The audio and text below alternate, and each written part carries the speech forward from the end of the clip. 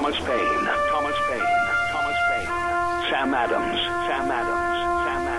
Benjamin Franklin.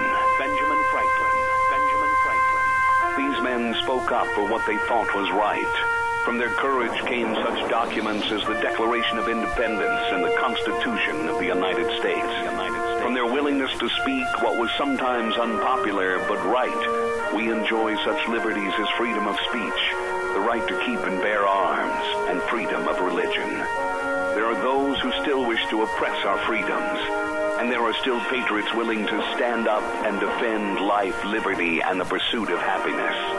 Men like Zeb Bell, who honor our founding fathers and what they stood for.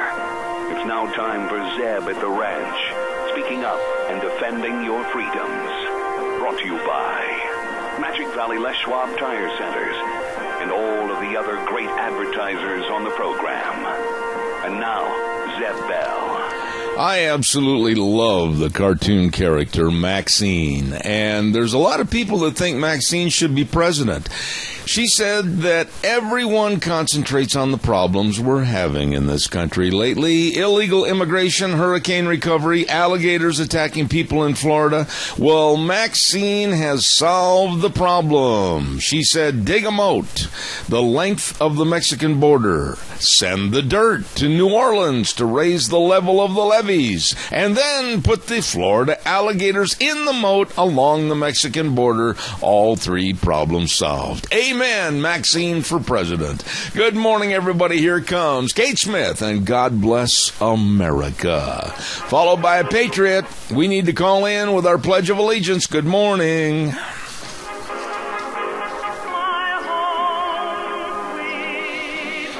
Oh, the lovely lady. Good morning, good morning. Zeb at the Ranch. I'm Zeb Bell with our major sponsor, your Magic Valley Les Schwab Tire Centers. All 7 locations serving you, along with some of our great advertisers like Western Way Services, always at your disposal. Call them, get on the route service at 734-6969. This is kind of like football games and baseball games. A lot of times they'll revert to wearing their old uniforms. Well, right now we're going to go back to the old dynamic duo, Harley Girl and Zeb. Good morning, Harley Girl. Well, good morning, sunshine, and how are you doing on this fine Tuesday? Well, there was a lot of wind last night, and some of my property is no longer here.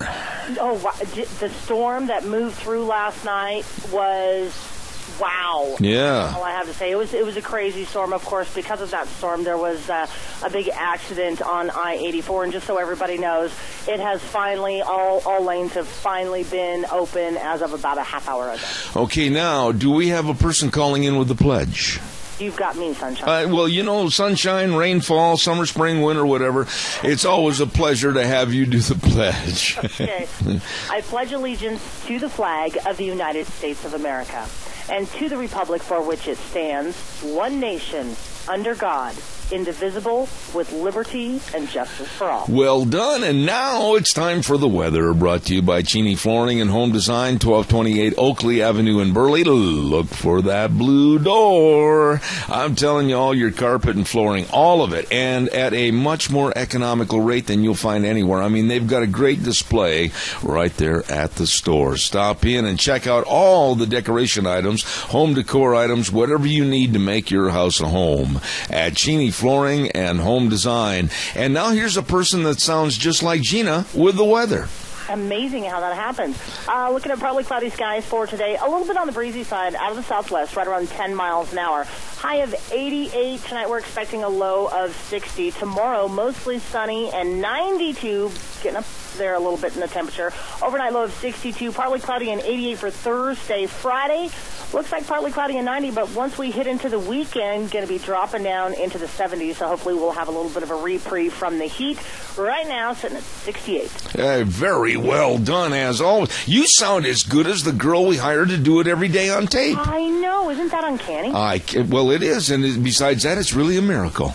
Anyway, Cheney Flooring and Home Design, 1228 Oakley Avenue in Burley. Look for that blue door. Call them, too, 678-6945. Want to remind you that, of course, on Thursday is sale day. At the sale that works for you, the Burley Livestock Sale Yard, 1100 Occidental Avenue in Burley. And the number to call for consignment information, sale information, 678-9411. Merv May, Kay Draghi, Lance Udy, all of them working for you. Sale time, 11 o'clock on Thursdays at the Burley Livestock Sale Yard.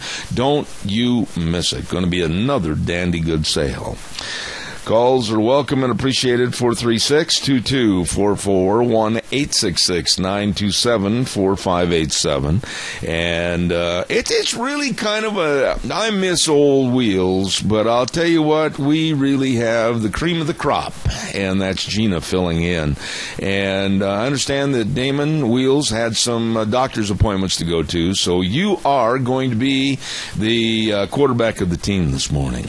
I shall. It's going to be a good time. You know, honestly, I miss sitting in this chair. You do? I do. There are days when I really miss sitting in this chair because I don't get the opportunity to be political on the other side, and so when I sit in this chair, I get to be political. Well, you know, I'm going to be calling on you a little bit this morning. Then, if you want to be a self-masochist, I'll help you. Okay, all right. All right. Hey, listen, it's good to have you over here for a change. But how many years has it been? Since I've been doing this, or since I went over to the other side? Well, you went over to the dark side. It's only been a year and a couple of months. Oh, it seems like forever. Doesn't it, though? Yeah. Anyway, a year and like 2 months. Well, I do miss. You know what I miss more than anything else about you not being on the air? What's that? Is that, and don't be offended, but it's the only Gina cackle. I love that Gina cackle. It is hated by some in the Mini-Cassia area, but that's okay, because my laugh is my laugh, and darn it, I like it. No, hey, listen, anybody when people don't like a laugh, they must be really up hard to find something about life that they like, you know? I know. Gee whiz. I know. All right, I got to pay some bills. Daryl's Cleaners, 1223 Albion Avenue in Burley. Oh, my goodness. They are so good at restoring older items. You know, maybe there's some family heirlooms or whatever, and oh, my, they can do the job on those. Every single time I take my clothes in there, boy, that's a renovation project in itself. And they come back looking brand spanking new. I say to myself, where did I get that shirt? Must not be mine. Well, I'll tell you what, Daryl's Cleaners, 1223 Albion Avenue in Burley, they do a wonderful job. And if you prepay, you get 10% off on your bill. You stop in and see them today at 1223 Albion Avenue in Burley. And while you have the time, you might want to call SafeLink Internet and call them at 677-8000 and say, hey, we'd like to have the fastest, most reliable service, and that's why we're calling you. SafeLink Internet, 677-8000. Over 10,000 customers right now, and make it 10,001 with you and your family, your business, whatever. SafeLink Internet, 677-8000. Really good people. Calls are welcome and appreciated. 436-2244, 1-866-927-4587. Before we get any further, I want to also get this in here. The dinner, raffle, and donations for the Rupert Veterans Memorial Incorporated, and to purchase flag education books for the 5th grade schools in the Mini-Cassia area is going to be this Sunday, June 12th at 12 to 4 p.m. at the Rupert Square. And the cost? No cost. It is free. Everybody be there. Modern Woodmen of America, Chapter 15634, is sponsoring this fundraiser. All the proceeds raised from the project will be matched by Modern Woodmen up to $2,500. So there you go. All right, calls are welcome. 436-2244, 1-866-927-4587. So you want to get a little political this morning there, huh, Harley girl? Do you? Bring it. All right. Now, you and I might differ on this, and it's a good thing, and we'll stir up the audience a little bit and see who's on my side and who's on your side, but we might be on the same side, okay? We might be, okay. No charges are going to be filed against the parents of the little boy that snuck in, crept in, crawled over, and fell down into the gorilla pit at the Cincinnati Zoo. I said the other day on the air, and I'll welcome your dissenting vote or opinion, but I said the other day that I think the parents should be liable at least for the charges on the killing of that very rare silverback gorilla, and also the charges for improvements, if necessary, on anything to keep children out. What are your thoughts? Well, okay, I know this was a very big story, so let me kind of preface this. I really haven't read that much into it. From what I recall of the story, she also had several other kids there with her. Am I correct on that? I don't know about several, but I know there were 3 that I have been told, yes. Okay.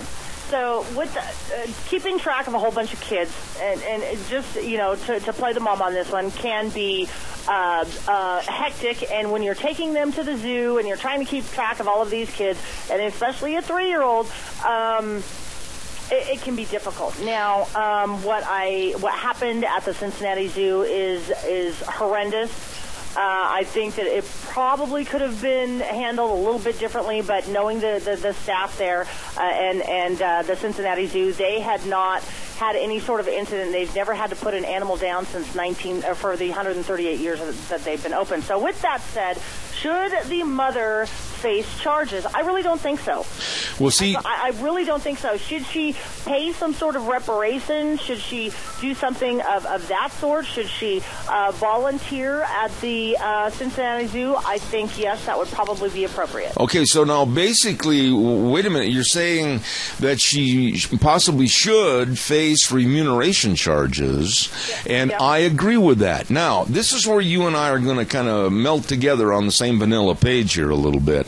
I realize that it's tough to keep your kids in line and keep everybody lined out. Her other children were 1 and 7, according to the sheet that I was sent by the AP. Now, that being said, though, Gina, when you go to a public place like that where there's a lot of traffic, human traffic, whether it's the Disneyland, Disney World, a zoo, whatever, I said it on the air the other day, and some people were offended, most people were not, that a parent, I think, if they've got little small children like that, it may look bad, but I absolutely believe in those child harnesses to make sure that escape does not happen. Bingo, because I was just going to say the same thing. They do have kid leashes, If you are going to be going into a facility such as this, I mean, I even had one for Kennedy when he was little, because 3-year-olds are going to be 3-year-olds, and they're going to run away from you, especially when you're saying, "Come here." Yeah, and the other side of this coin, and I got to do a commercial break right after this, and we'll welcome calls and opinion. You and I are really not that far removed on this. The big loser now, after the child is safe, I want to reiterate, after the child is safe, the big loser is the Cincinnati Zoo. They are out literally thousands upon thousands and thousands of dollars on the upkeep and maintenance of that gorilla area, and also the gorilla and everything else, and now the reparation charges, and they're out, like I said, a lot of big bucks, plus they have a black eye from all the animal rights activists in this country, and the big loser is the zoo, and I feel like they're really the innocent party in all of this. They are truly the innocent party in this. I think that, honestly, the zoo handled the situation the best that they could. They could have tranquilized the gorilla. However, that would have only probably have agitated him a little bit more until the tranquilizer took effect. But, he was an 11-year-old gorilla, very strong, endangered species. They did have him, he would mate with others. Yeah. So he was part of, in helping to rebuild the population. So I think that it's really, really sad that the Cincinnati Zoo is having to go through all of this. However, I will say that I do think that they handled the situation appropriately. I know that there are a lot of people out there that will probably disagree with me on that. Yeah, but I think that I'm going to talk further about that. I know you got a phone call coming in. I'll do a commercial break real quick. Okay. All right, we'll welcome your calls at 436-2244, 1-866-927-4587. Oh, I love warm. I love warm. warm temperatures. I love it when it gets up this way. I mean, hey, Ramsey Heating and Electric, for all of you that want to sit by the air conditioner and just kind of cool out, chill out, whatever, well, they've got all your filters to keep your air conditioning unit running really good and efficient. You better believe it. You stop over Ramsey Heating and Electric, and you can buy one or a case of 12, whatever you need.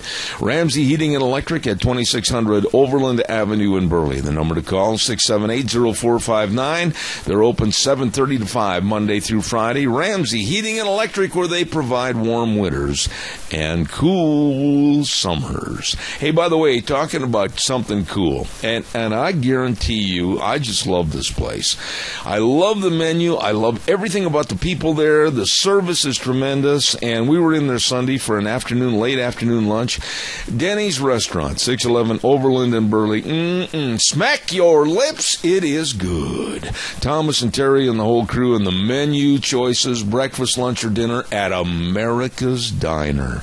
611 Overland in Burley and 291 Pole Line in Twin Falls. You stop in to Zeb's Lunch Bunch host, and that's a Denny's Restaurant right there in Burley. Caller, do we have a caller? Good morning. Well, good morning, Mr. Bell. How are you today? Well, I tell you what, we took a little survey.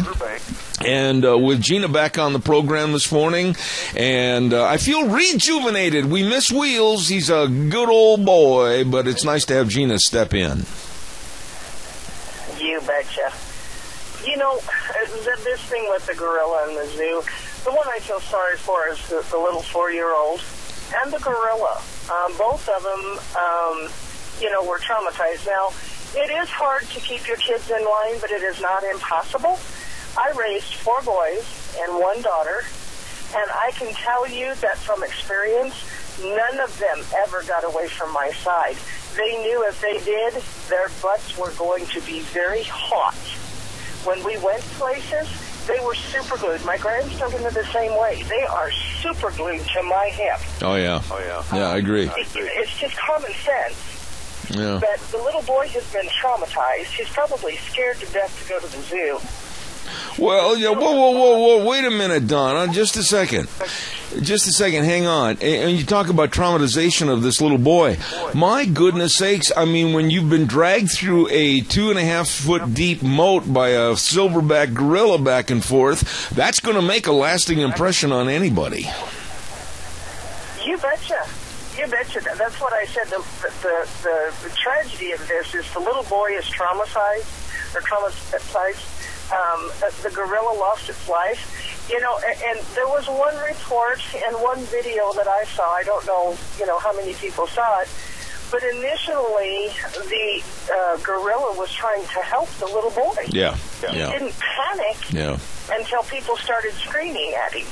But here's the thing, when the panic hit the gorilla and he was racing back and forth and all the gawkers and the cameras and the people yelling and everybody was screaming and everything, it had turned into a situation that at that juncture was non-controllable, and the zoo officials did the right thing to take him out. Now, to the animal rights activists, many of which locally sent me little emails and said, oh, Zeb, you're wrong, they shouldn't have killed the gorilla, they should have just give him an anesthetic or something as far as trying to calm his senses down. That might have acted in reverse to the point where the gorilla may have thought the little boy had shot him with a dart or something, and he would have killed him immediately. Oh, no, you betcha. No, I was not, criticizing the zoo. They did what they had to do to keep that child safe. But it's still a loss. And they're out big bucks on that thing. I agree. Not that it really matters the money part, but, they are an endangered species. And so both sides lose. I agree. I'm with Gina and you. I think the mother should pay some kind of restitution, whether it be, volunteering at the zoo, or whether it's taking a parenting class to learn how to keep your children with you at all times. I agree. But I really feel bad for that little boy. All right. Well, Donna, thank you so much for your call. I appreciate it. I know we have another call standing by. I'll be right with you. I promise you are next in line. And we first of all want to remind everybody about Burley Physical Therapy and Rehabilitation. I'll be there this afternoon at 1 o'clock, as a matter of fact. They're going to start working on my old hip. Yep, they can help you get back to being you. Located at Burley Physical Therapy and Rehabilitation, 1263 Bennett Avenue, Suite 2 in Burley. Here is the number to jot down. Put it on your refrigerator in big black ink. 678-1191. 678-1191. Nick Greenwell and all the physical therapists there understand how to help you get back to being you. Burley Physical Therapy and Rehabilitation. Caller, good morning. You're on the air. Thank you. Good morning, Zeb Bell. Yes, sir. I just want to take a second and kind of thank you on myself at the MCAC for making this fast car show what a good success. Well, you know, Jimmy, I was going to call you on that. You had wonderful weather, and how was the turnout? It was great. This is the first one that we've ever had I can remember where the weather was almost too good. Oh, my. Well, I am so honored to have you call, and I know that you were probably showing off the Purple People Eater and whatever else was there, I'll guarantee you. And God bless you. That was nice of you to call. I appreciate that. Well, and also I was going to make a comment about that fiasco going on in the Cincinnati Zoo. People nowadays, although they don't want to, they need to accept a little responsibility for their own actions and reactions. Amen to that, Jimmy, and that's exactly right. Sorry, I guess I'm too cold-hearted, but I've got no sympathy for that mother neglecting her child. All right, sir. Hey, listen, you and Frida, God bless you, and thanks for all you do for Lunch Bunch. We appreciate you. Thanks, Jimmy. Thank you, and we thank you for your support. Take care, my friend. Anytime, buddy. Thank you very much. Calls welcome, 436-2244. Gina, you know, there is one other point here in the story, and it can happen anywhere, anytime. There are those that are going to say, oh, Zeb, you're so quick to blame the parents and, like, the child can get away. I understand that. I had kids, too. But when we were going someplace, especially if Jake was going with me when he was a little boy, I had to make plans that he couldn't get away from me on crutches. I mean, I'm not going to beat anybody in the 100-yard dash, and a little 2, 3, 4-year-old can outsprint me anywhere they want to go. So you have to make reparations to make sure that that occasion doesn't happen. And when you go to a zoo with a bunch of kids, or you're in a group, etc., my personal feeling is you have to plan for the worst, and then ultimately the best will prevail. Would you disagree with that?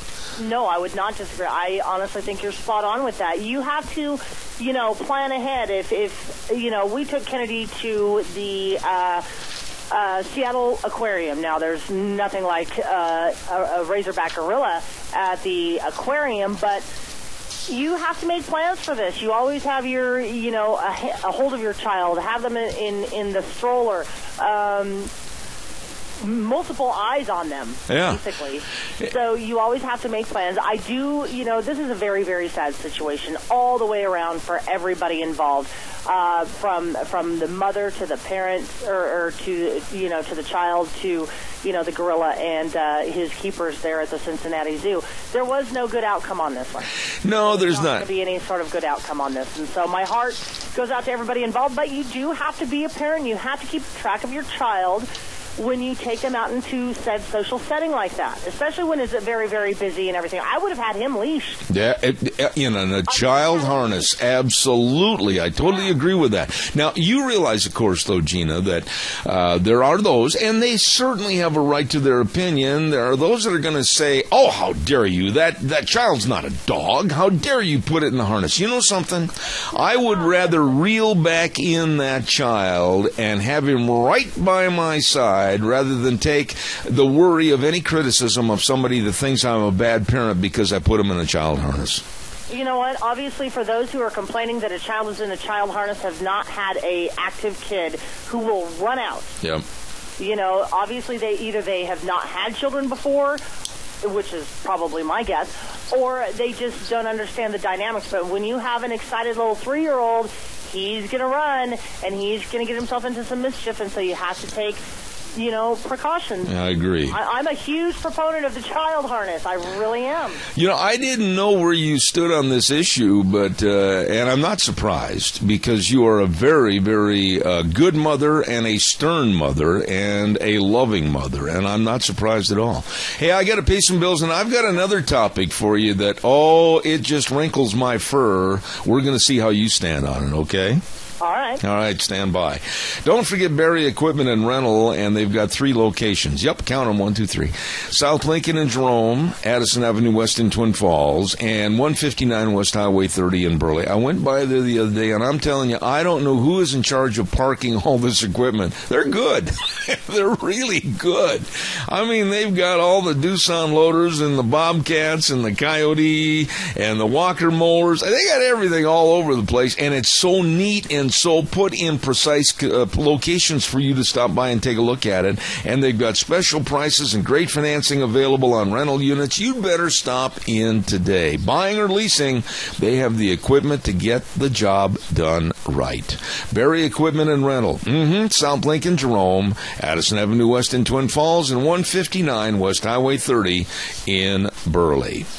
There's going to be a visit with this lady a little bit later on this morning, and that's the lovely doctor of audiology at Mount Harrison Audiology, Dr. Christine Pickup. And I've urged you for a long time to get a free annual health screening, hearing screening, and check it out. Check out what you may be having a problem with. Yes, I went there, and I am so glad I did, because I had some problems with my right ear, and oh my goodness, has she helped me. Hearing is critical for communication, and she knows all about the intricacies of the inner ear and hearing, and this lady is oh so smart. Only locally owned and independent hearing healthcare practice in southern Idaho, and they're going to be having a kind of a great big thank you to you. They're going to have an ice cream social. Yes, they are. You know what? I found out about it, and I'm stuttering here for a moment because I lost my paper. Oh, here it is. It just popped up. Join them for an open house at Mount Harrison Audiology on June 20th from 3 to 5 p.m. right there at their office. We're going to be there, by golly, and have a good time and enjoy some ice cream, too. Mount Harrison Audiology and Hearing Aids, 312-0957. All right. Gina, this next story, I think you already know my stand on it when I mentioned it to you. You know how firm I am about how our society is losing its moral values, and we're kind of putting everything on the back burner or throwing it in the trash can. How old is Kennedy right now? Kennedy's 9. Oh, what? 9, I know. He grew up. 9? 9. He is 9 years old.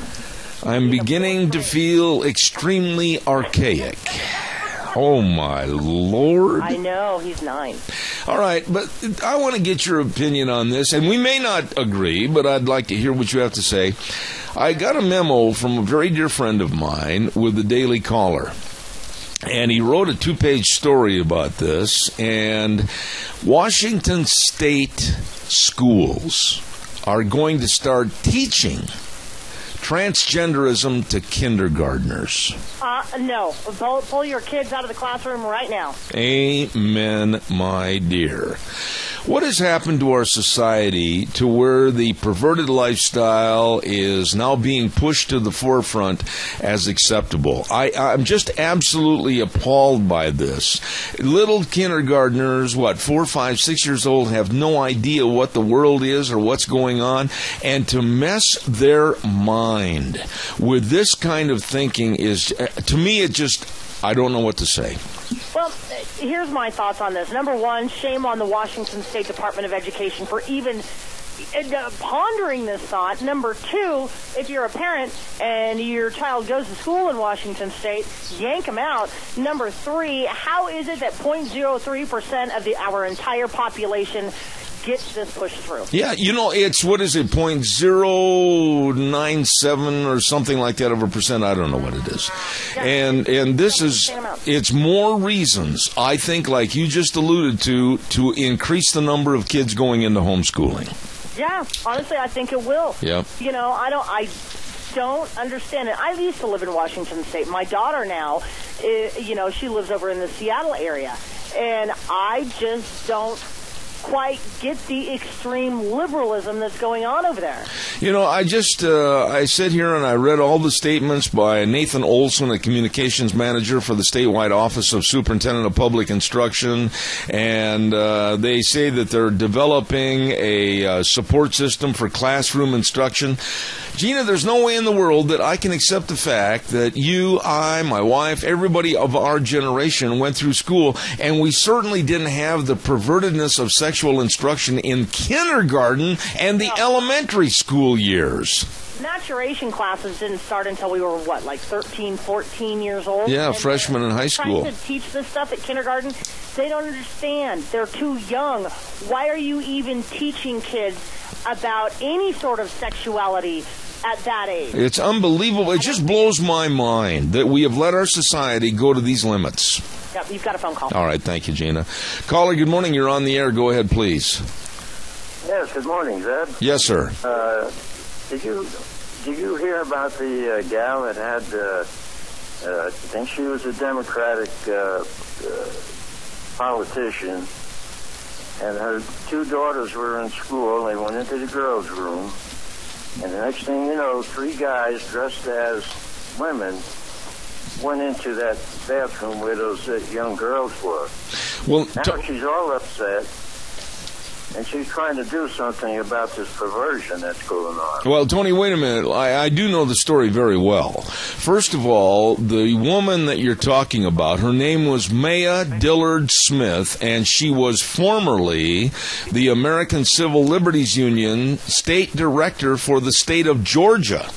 And her three daughters were in a restroom when three men dressed in drag entered the women's restroom, and they got scared to death. And so this woman said she could not go along with the ACLU policies of accepting the bathroom bill, and she resigned from being a state director of the ACLU. You're going to hear a lot more cases like this, Tony.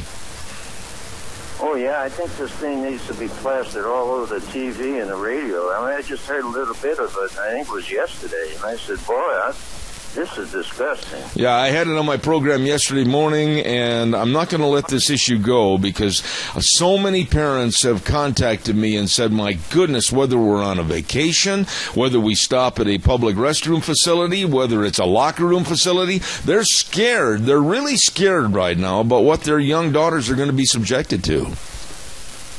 These people that are causing all these problems are really in the minority.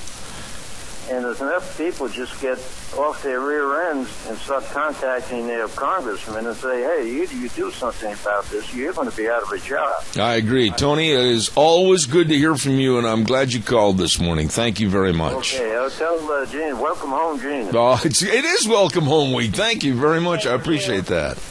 Gina, I don't know if you heard that story or not, but we carried it yesterday, and this is pretty high on the totem pole, if you will, that Maya Dillard Smith was the Georgia state director of the ACLU, and she flat walked in, put her resignation on the desk, and said she can no longer support the ACLU's support of this bathroom and locker room bill, and she said, that's it, I quit. When my daughters were so frightened and scared that they ran out of the restroom to her asking why this was happening, she said, I can't abide by this any longer, and President Obama is wrong. But he is wrong on this one, and here's what I have to say. Welcome to the world, lady. Glad your eyes are open. Why does it take people so long? What is it with these transgender issues?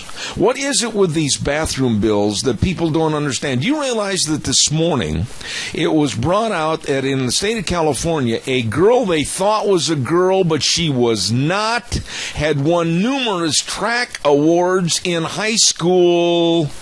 She's a girl, or she's a boy. And nobody ever knew. I don't know about that story. It was just coming out this morning when I went on the air, and I didn't get a chance to hear it in its entirety. But this person, supposedly a transgender, won numerous awards running track, high hurdles, etc., and in the girls' division. And it is a boy. And Gina, this just absolutely takes all the girls' sports with Title IX, and I think it just makes a mockery out of Title IX sports for girls, money that was set aside to increase the value of girls' sports and make them more awareness. And when you let this kind of a bathroom locker room bill take over to where more transgenders are going to get involved, you have destroyed everything. I agree, and this is what I will say about, and this is kind of like my blanket answer, and this is what I tell everybody when we talk about this. Since when did people not understand? They know what their plumbing is. Why can't they just go into the appropriate bathroom? Why is that so difficult to figure out? If you are of the male gender, you go into the male bathroom. If you're a female gender, you go into the female bathroom. How hard is that? Now, you have a daughter. Yes, I do. Okay, and let's just assume, let's back up the years and put her at home with you, okay? Okay. Perfect. And you're on a trip. You're going, let's say, to Washington or up northern Idaho, whatever it might be. And you stop at a public restroom facility and send your daughter in there, thinking and knowing that everything should be okay. And while waiting out in the car, you notice that 2 or 3 great big burly guys dressed up in drag come out of that restroom. You tell me you're not going to just absolutely flip out? I would flip out. I would go running into the bathroom to make sure that everything was okay. And if it wasn't okay, well, then 3 big burly men would have one really, really ticked off mom to deal with. Well, the thing that this bill does that a lot of people won't talk about is that it's not just the transgenders that make this whole situation so sick and perverted. It's the people that are dressing up for assault purposes. How do you discern between the two? And this is where you're opening up a Pandora's box of problems. I agree, because you don't know who is going in with the intent to harm and who is just going in with the intent to use the facility. And the way the bill is set up, Gina, if you question or you antagonize or you do anything, you could be up on charges. Then charge me. Yeah, me too. Oh, boy. Yeah, me too. But this is just the social problem in our country today. Wrong is now right, and right is now wrong. And anybody that stands up for a value or a morality system, they are called bigots and hate mongers. And I don't know about you, but I have had enough, and I'm not going to adhere to their political correctness. Please don't. And I think that I'm so tired of the whole political correctness thing. I'm tired of being PC. I'm not going to be PC anymore. I'm going to be loud. I'm going to be obnoxious. If everybody else can stop their opinions, then so can we. Amen. And I want to throw one other story like this, similar to this, in just a moment. Let's take that call. Got a phone call. All right, great. Let's take that call. Good morning, caller. You're on the air. Good morning, Zeb and Gina. Yes. Hey, it's kind of fun to be back. Yeah, the one thing that bothers me is when you name the percentage of these people, I don't think that's going to be very accurate, because there's so many of these people who are still in the closet. But don't worry, they'll be out. Yeah. If we don't put a stop to this silly nonsense, this is going to get completely out of hand. Well, it is already, Keith, because here we are talking about it on the radio, and you and I, Gina, etc., we're called the bigots and the hate mongers because we keep denouncing what's going on in our society. Well, in a town the size of Burley, these people, if there is any here, they're going to be very, very quiet, because I don't think they can live among the straight people and feel good about it. Yeah, but they are here. And I can tell you that we've had some threats on this program by some of them because we brought these stories to the forefront. I am not about to be cowed by anybody or told what I can and can't talk about on stories on this program, Keith, and I'm not going to back up.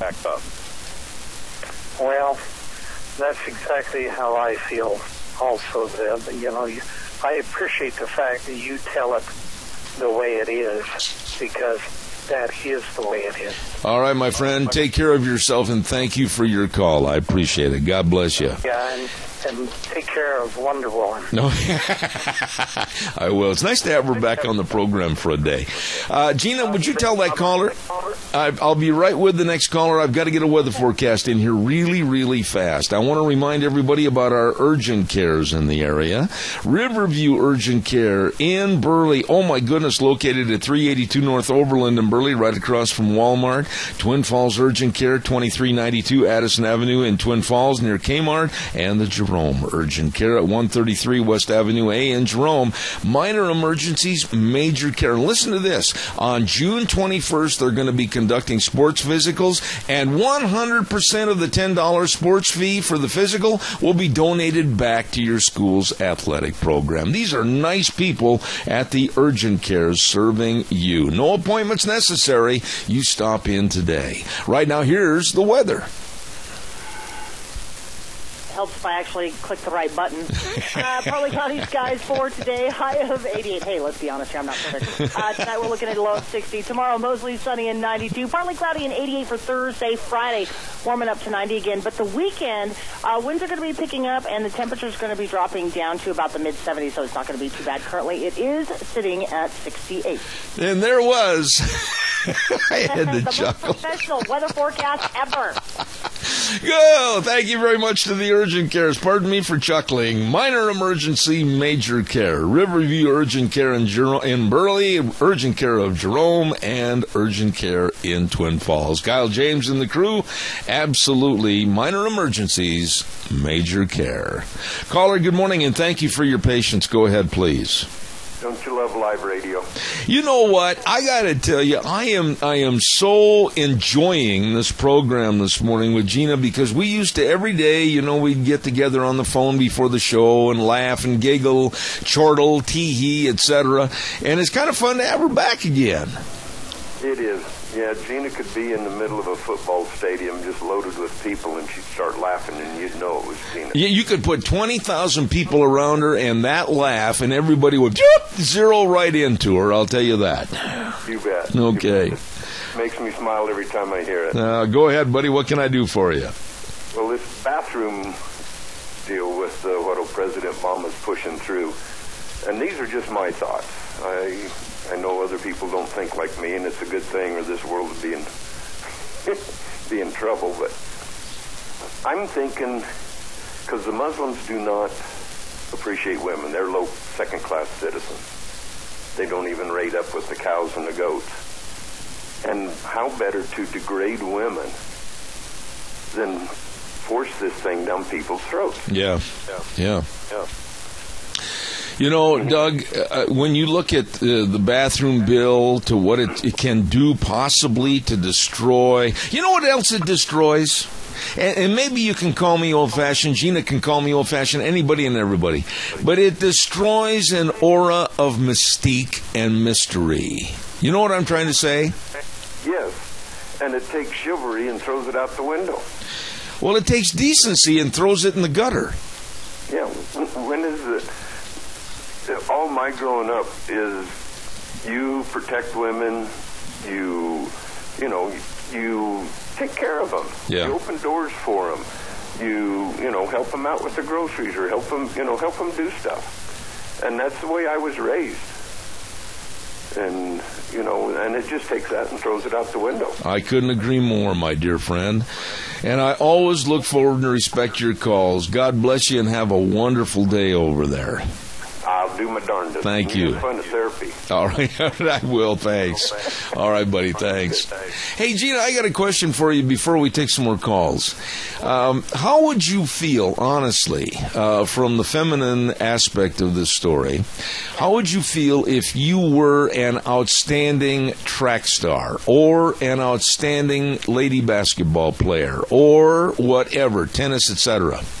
And with the Title IX increases to enhance women's sports, you lost a big-time scholarship to a transgender.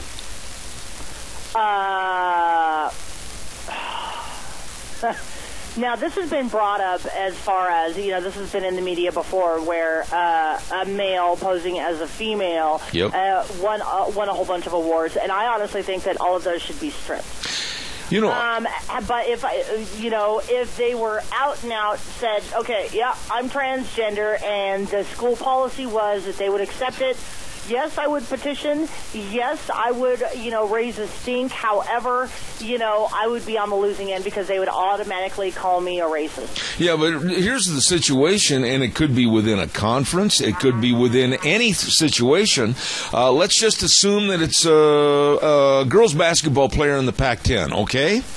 And this girl is absolutely amazing. Well, then along comes, and you and I have talked about this story about a year ago. Along comes a 6'6" transgender male, and he plays on another girls basketball team, and he is offered the scholarships to go on. This is high school, and go on and play in college. He's offered the scholarship above the girl. This is insane. I think it is insane, and I don't really think it's right. If you're a boy, play boy sports. If you're a girl, play girl sports. I like I said, I don't understand where the confusion is at, and I don't understand why 0.03% of our population gets to dictate this much. Amen. Very well stated. Caller, good morning, and thank you for your call. God bless. Have a good day. What's going on? Hi there. I'm really pleased that you guys are discussing this, and this just scares me to death because, of course, I only have 2 granddaughters, and they're pretty naive little darlings, and who knows when they're going to get the wake-up call. But I think this is showing that we are so far from our Christian morals and our Christian heritage. We're allowing a president to give, does he have to go through Congress and get this passed? I thought he did. Well, nothing says this is the way it's going to be. Isn't that called being a dictator? Yeah, we're condoning right now evil in our society, and I don't care. I'm like Gina said earlier this morning, I don't care about being politically correct. I'm going to tell you the way it is. 20, 30 years ago, this would be, and it still should be called evil. There is no way in the world that parents would want their children subjected to that kind of sex education as kindergartners. There is no way in the world that you should have to worry about your children going into a bathroom or locker room and being exposed, literally, to a very perverted sexual activity. There is no way in the world that we shouldn't stand up and denounce this. And when we do, we're called hate mongers. But if you'll read in the Bible many, many chapters, many, many verses, this is what's happening right now towards the end times. Right is wrong, and wrong has become right. Well, and our president has 2 daughters, but they've been able to go to private schools. And I'll bet you the girls' restroom in the private school is the girls' restroom. Yeah, they'll never be subjected to the common folk way of having this forced upon them.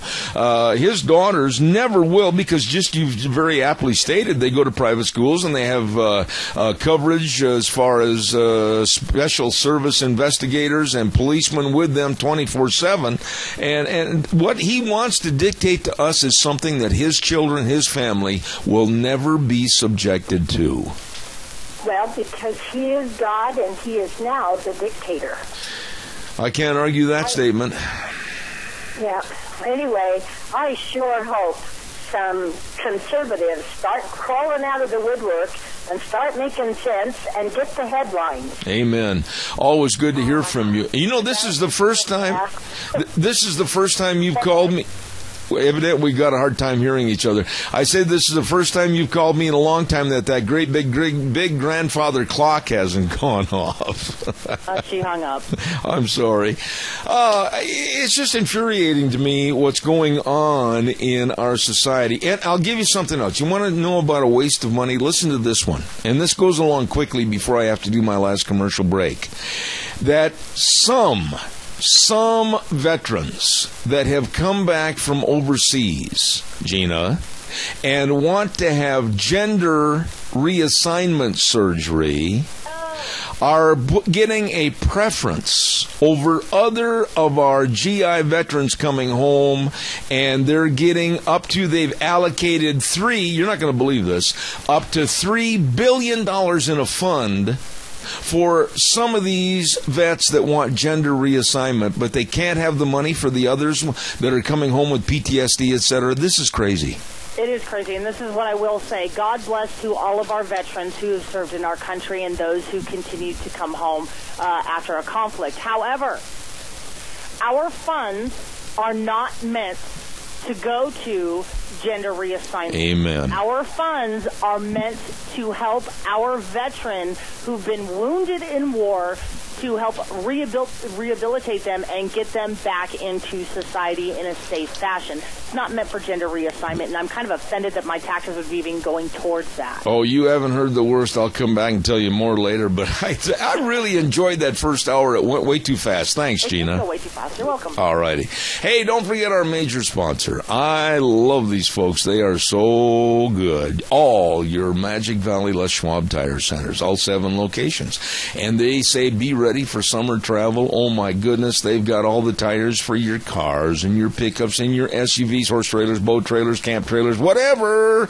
My goodness, you get in there and talk to them about what your driving habits are, what kind of tire would best befit your situation. Oh, they've got the best in brake service, front end alignment, shocks and struts. Oh my goodness, all the batteries. What are you waiting for? Stop in today and see Lane and Rupert, Dave on Blue Lakes and Twin, Mike and Buell, Mike and Jerome, the Twist family in Paul, Daniel on Pole Line in Twin Falls, and my old buddy Randy on Overland in Burley. Your Magic Valley Les Schwab Tire Centers.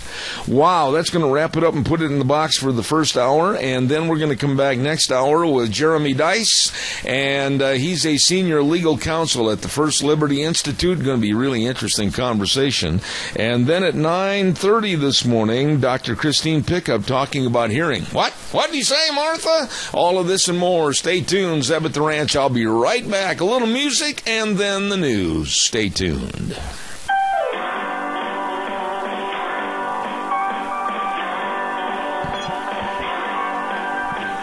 Oh, I love that music. Gets me going, that old piano right there. I tell you what. Good morning, Zeb at the Ranch with our major sponsor, your Magic Valley Les Schwab Tire Centers. All 7 locations serving you, along with some of our great advertisers like Western Waste Services. Canyons of the Snake River and all across southern Idaho, we're always at your disposal. Western Waste Services, we care about our community, our resources, and this free land. Western Waste Services is lending a hand, always at your disposal. Western Waste Services. I'll tell you what, folks, get on the route service, and they'll come by with those big old trucks and fancy clean trucks and nice drivers. I mean, everybody's so nice at Western Waste Services. Get your garbage, and it's gone. Pick it up, it's out of there. Don't worry about it anymore, because they're locally owned, and they're always at your disposal. All you have to do is call them on the number 734-6969. Get on the route service today, Western Waste Services. Once again, don't forget our dear friend Vicki at Vicky's Country Garden every Monday at 9:15. It's Vicky's Country Garden Tips at 185 South 600 West of Paul. All your gardening, all your landscaping supplies, everything with the lady that knows, and she can help you. The lovely Miss Vicki. Call her 438-5663. Want to also remind everybody that the Old Fishing Hole is going to be on our program at 9:12 on Thursdays. Josh Anderson and the good folks at Sportsman's Warehouse, 1940 Bridgeview Boulevard in Twin Falls with the Old Fishing Hole. We're going to be talking about the spots that are hot, the spots that are not, what's biting, and how to get the equipment to catch the big ones. So don't forget the Old Fishing Hole right here on Zeb at the Ranch. Oh, and by the way, every morning we start our program with a weather forecast, and it's sponsored by Cheney Flooring and Home Design at 1228 Oakley Avenue in Burley. Look for the blue door. Wonderful people, whatever you need to make your house a home, Cheney Flooring and Home Design. Right now, we're going to go to the phone line, and I just barely have received the information on this gentleman and the topic we're going to discuss. And I can tell you right now, I'm looking forward to our conversation. We say good morning to Jeremy Dice, Senior Counsel for the First Liberty Institute. Good morning, Jeremy. How are you? I'm doing quite well. Thanks for having me this morning. No, I got to tell you something, Jeremy. It was kind of a last-minute thing for you to fill in a vacancy that was afforded me by a cancellation, and God bless you for coming in here. Tell us a little bit about the Liberty Institute. What's going on? Yeah, First Liberty Institute is a nationwide religious liberty law firm, and our sole purpose is to defend religious liberty for all Americans across this country. We have active matters in 20-plus states right now, engaging in different aspects of religious liberty, from defending religious liberty for students and teachers, for churches, for members of our armed forces, and then generally for religious liberty in the public square as well. So all we do is work with some of the top attorneys in this country who volunteer their time to work with individuals like you and others who are having concerns about their religious liberty questioned by the government in this country. And the purpose, of course, is to defend religious liberty for all Americans, just as the founding fathers baked that into who we are as a country, and especially within the First Amendment. You know, I really appreciate the fact that you're on this program, because I've said to many of my guests, and I don't back up for anyone, Christianity is under attack today. Christianity is being pushed on the back burner or under the rug by a lot of groups, and even some of our political leadership.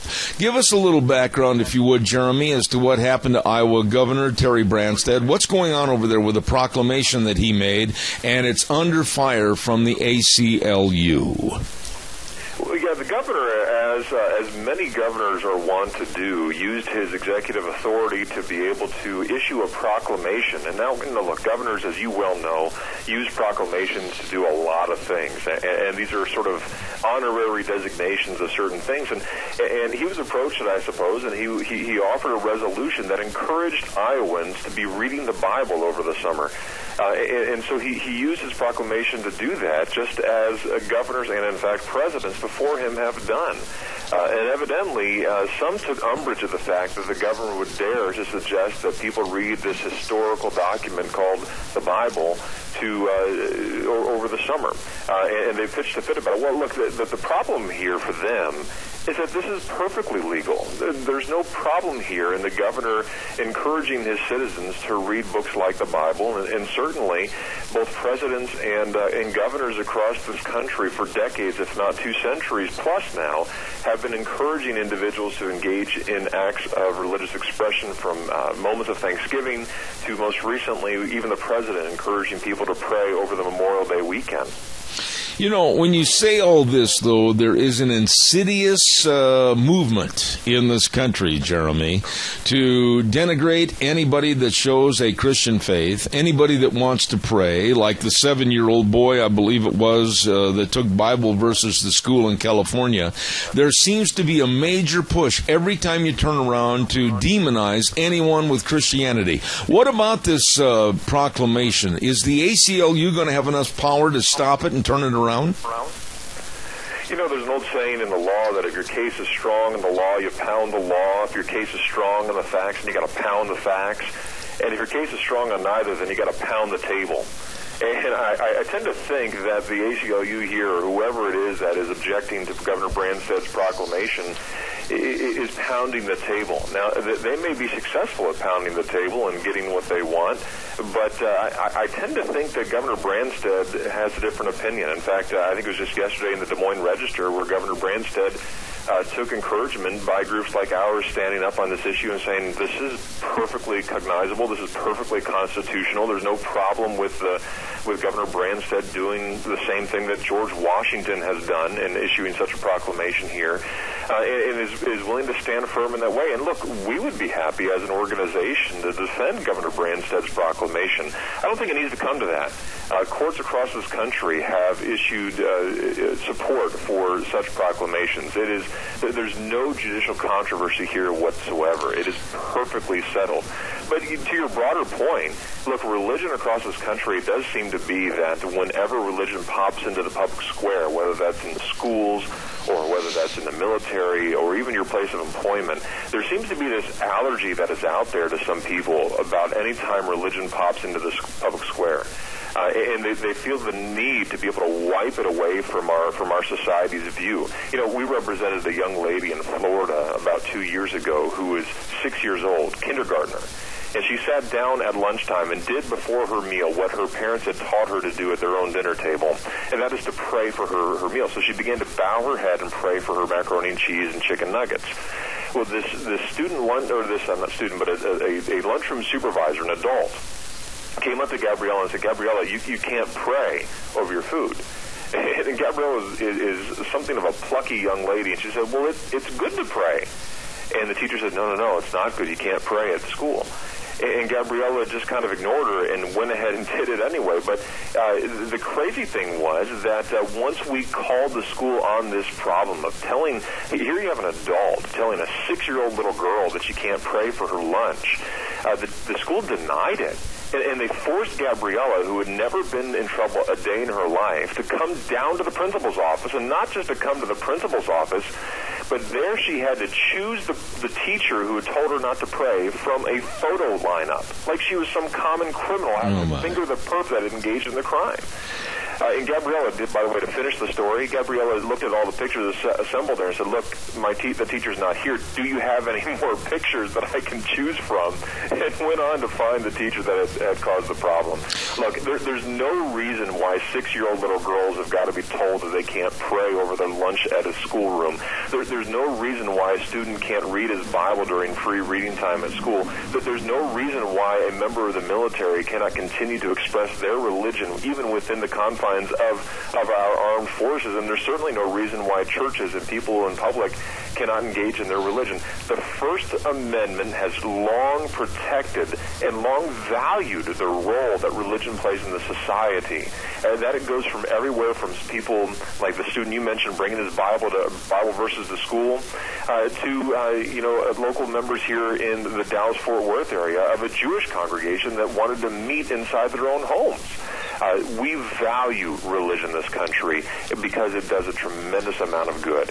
Jeremy, with your expertise, explain to my audience again, please, when these ACLU people and anyone on the left wants to have an organized attack against any circumstance or anything regarding Christianity, the first thing they do is stand on their little bully pulpit and they go, separation of church and state, separation of church and state. First of all, there is no such thing, but we're gullible enough in this society to accept it, aren't we?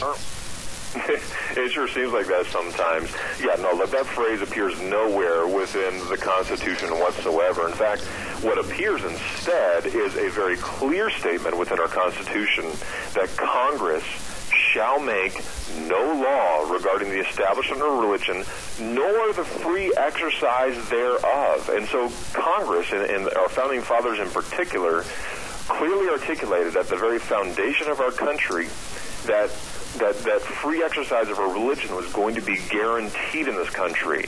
And they used prescriptive language, shall not make a law. Congress shall make no law.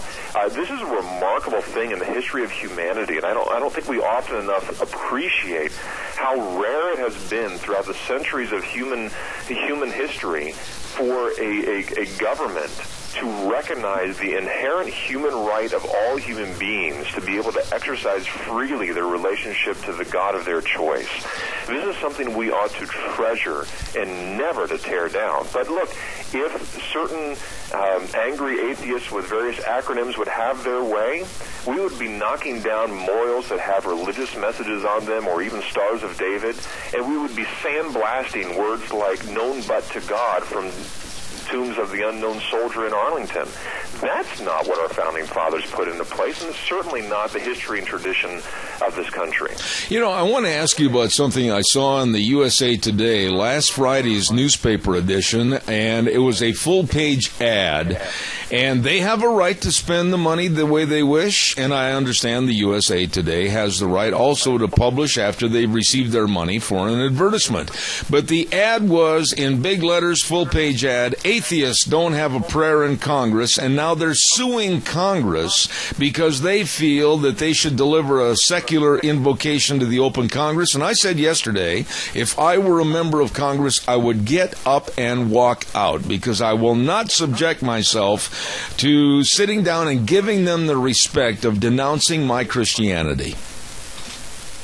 Yeah, look, I encourage them to make full use of the First Amendment and the legal process in there. We're more than happy to represent Speaker Ryan and all the members of the entire Congress, both the House and the Senate, on this matter. I mean, as recently as 2 years ago, the Supreme Court has issued a very important decision in the decision of Greece versus Galloway that supports the issue of legislative prayer. And allows its own, the court made it very clear that the members of that legislative body are permitted to choose whom they wish to solemnize the gatherings there. This is something they said that has gone back to before we were even a country, where we were taking time as our founding fathers were considering the Constitution and even the Declaration of Independence to solemnize the proceedings, recognizing their seriousness and recognizing their importance, and saying we've got to add a little bit of weight and solemnity to this event. Let us implore the impartation of even the divinity. Look, these kinds of things allow us to recognize that there is something greater than even government. And in this Republican democracy that we have, that's a great thing for us to understand, that there is something outside of our government. It recognizes, first of all, that at our creation as human beings, we have a right to be able to interact with the divine. And that divine being, God or whatever your religion dictates, that teaches us that there is something beyond us that we owe our allegiance to as well. Absolutely. That's what the Founding Fathers wanted to put into place. Absolutely. And allow for a public arena in which we could debate various religions and have those debates very vicious at times if need be, so that we could arrive at an understanding of what is ultimately true. Absolutely. We have a caller with a question for you. Caller, you're on the air. Go ahead, please. Yes, good morning again, Zap, and guest. Now, if there was one Muslim in a lunchroom or in a classroom and it came time for his prayer time, would this law apply to him? Would the First Amendment apply to a Muslim? Of course it would. And look, that's an important thing for us to remember, that the laws that would apply to the one religious faith apply to all religious faiths. And it's good for us to allow for a public square to be able to recognize the multiplicity of religions that we have here. We have at First Liberty Institute, we've represented everything from small-town churches in Mississippi to Orthodox Jewish congregations here to even Native Americans exercising their rights at Veterans Administration hospitals to engage in sweat lodge ceremonies. And the reason that we do that is that religious liberty for one faith group is religious liberty for all faith groups.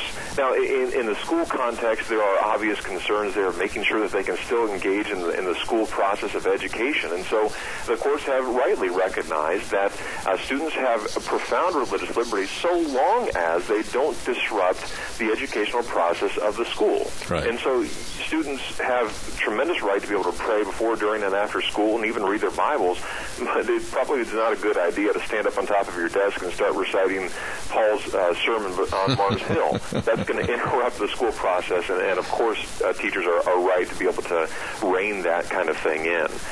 But we ought to be very quick to permit more religious liberty for various faith groups rather than attempt to restrict them. All right, caller, thank you very much for your call. Jeremy, let me ask you this question. In the last 10 years, we have seen, I think, a real downhill slide against Christianity and family values and morals in this country. On a scale of 1 to 10, how bad is it right now in this country? Well, I think think we all get this sense on a scale of 1 to 10. I don't know where to put that number. Maybe we're at a 7.5 or something like that, where things are rough. We have an understanding that there's something not quite right going on, and we've kind of cataloged that at First Liberty Institute. If you go to firstliberty.org, you can read our annual survey of religious hostility in America.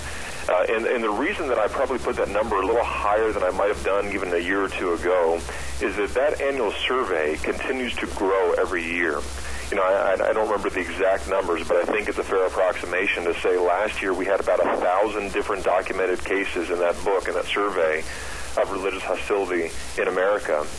But this year, it's something north of 12 or 1,300 documented instances in this country within the past year of cases in which religion is being called into question, being intimidated, or even being outright censored at times. That ought not be the case. Now, here's how we change that, though. We change that by first recognizing that is a problem. And then, second, we look at the reality that the First Amendment has fully protected religious liberty, and various laws have done the same.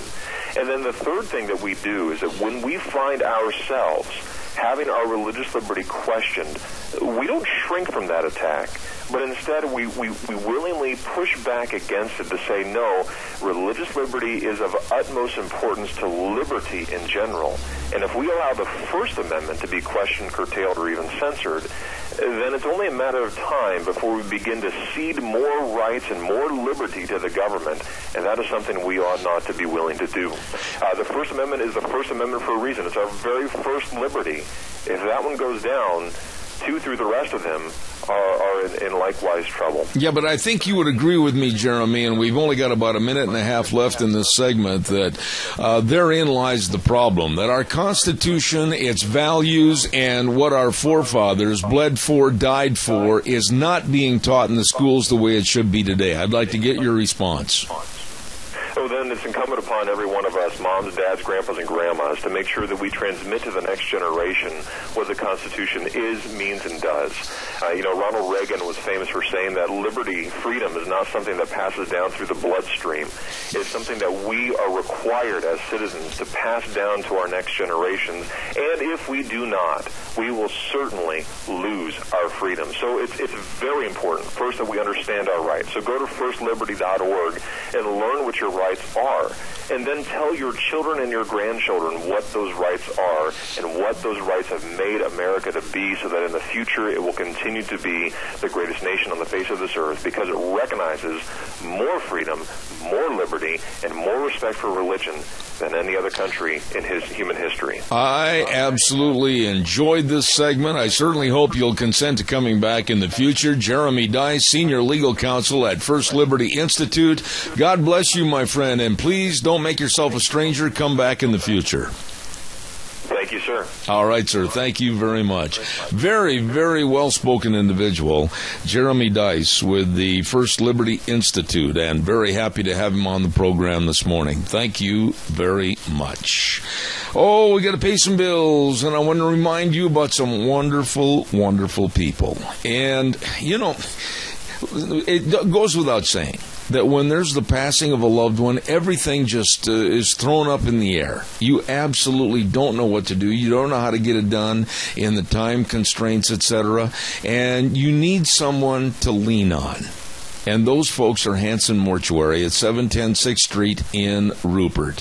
Joel Heward with his family and his staff, they are always there when you need them. And they can travel to the rural towns and the churches. They can help you with all the arrangements, always with the highest ethical standards, with unquestioned integrity. All you have to do is call 436-5636. That number again, 436-5636. Hanson Mortuary in Rupert, serving you.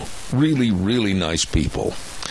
Oh, and by the way, if you're looking for a great night's sleep, so that you can kind of lay down and go, and snore and enjoy your evening, Well, maybe your partner, your spouse, is snoring a lot. Well, they've got the solution, the snore button. That's right. They guarantee a good night's sleep at Lee's Furniture, Floors, and More, 459 Overland in Burley. My goodness, they've got the snore button, automatically adjust the bed to reduce snoring. And they've got individualized sleep tracking and integrated sensors and sleep cycle alarms. Woo, woo, woo! Yes, sirree. And customized coaching and sleep tracker apps. Oh, my goodness. All of this at Lee's Furniture, Floors, and More. For a great night's sleep, check out all the bedroom sets. Check it out today. Stop in and see our friends at 459 Overland in Burley. Lee's Furniture, Floors, and More. There you go. Let's see. We've got another little bit of public service announcement. I've got to get on. My dear friend George Faulkner sent over this notice. This coming Saturday, and I'm drooling. I am drooling all over the mic table here when I talk about German sausage. I love German sausage, and they're going to have a great big breakfast over at Paul. It's the Paul American Legion Post 77, and it's the annual German sausage breakfast, and I understand it's going to be from 6 until 9 Saturday morning at the Paul American Legion Hall. Adults $7.50, children under 10 $3.50. Wow. I mean, this is a breakfast, and it's going to be a dandy this coming Saturday. Paul American Legion Post 77, annual German sausage breakfast. I am going to do my doggonedest to be there, because it is good. I can't help it, I'm drooling. You know, before we get our next guest on the phone here this morning, I also want to acknowledge that Let's Ride 270 Highway 24 between Rupert and the entire world. My goodness sakes, they've got their summer hours open Monday through Saturday, 9 to 6, and they're all geared up for summer activity. They've got all the four-wheelers over there,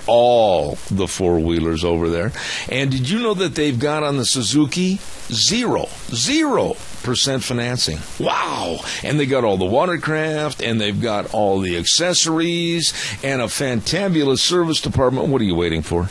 Get on over there today. Let's ride 270 Highway 24 between Rupert and the world, where the fun is sold. Really good, folks. Let's go to the phone line right now, and we have a lovely doctor of audiology on the program with us this morning, and that is Christine Pickup with Mount Harrison Audiology and Hearing Aids. Good morning. Good morning, Zeb. How are you? I am fantastic, and I understand right from the get-go that you're going to have an ice cream social. You want to tell us about it? Well, yes, we are. We are celebrating 2 years in business, and we took the huge leap as a family to open our own business, and we've been so blessed by the community, and we wanted to say thank you. So everyone is invited. We're going to have an open house and ice cream social at our office, and that's not next Monday, but the Monday after that, June 20th, from 3 to 5 p.m. Oh, my goodness sakes. Now, we'll hit that again in just a few moments. You know, Dr. Pickup, I don't think people appreciate, I know I didn't, hearing until you start to have it diminished. And then it might almost be too late, right? Well, thankfully, no, it's almost never too late. But the sooner you do something about it, the studies show that you have the best outcomes.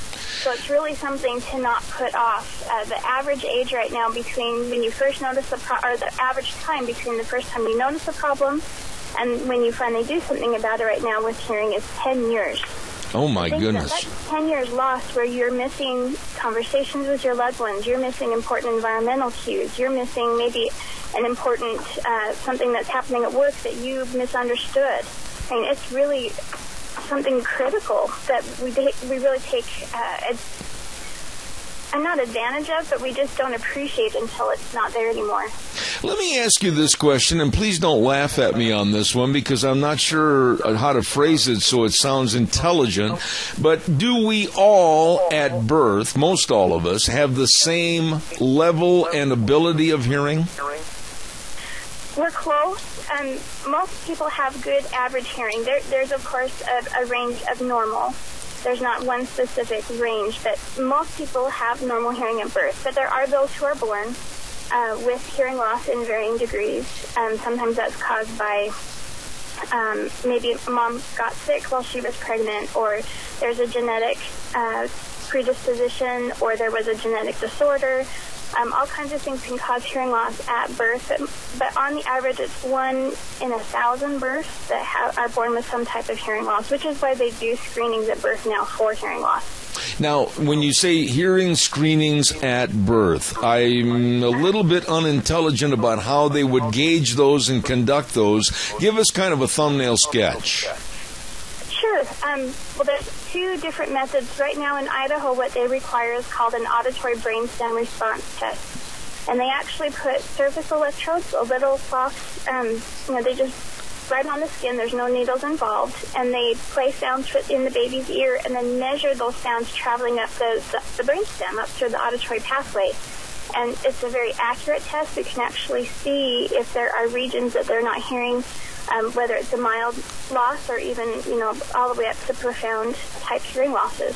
It's quite accurate. It's the best way to test young infants who can't respond in a behavioral way.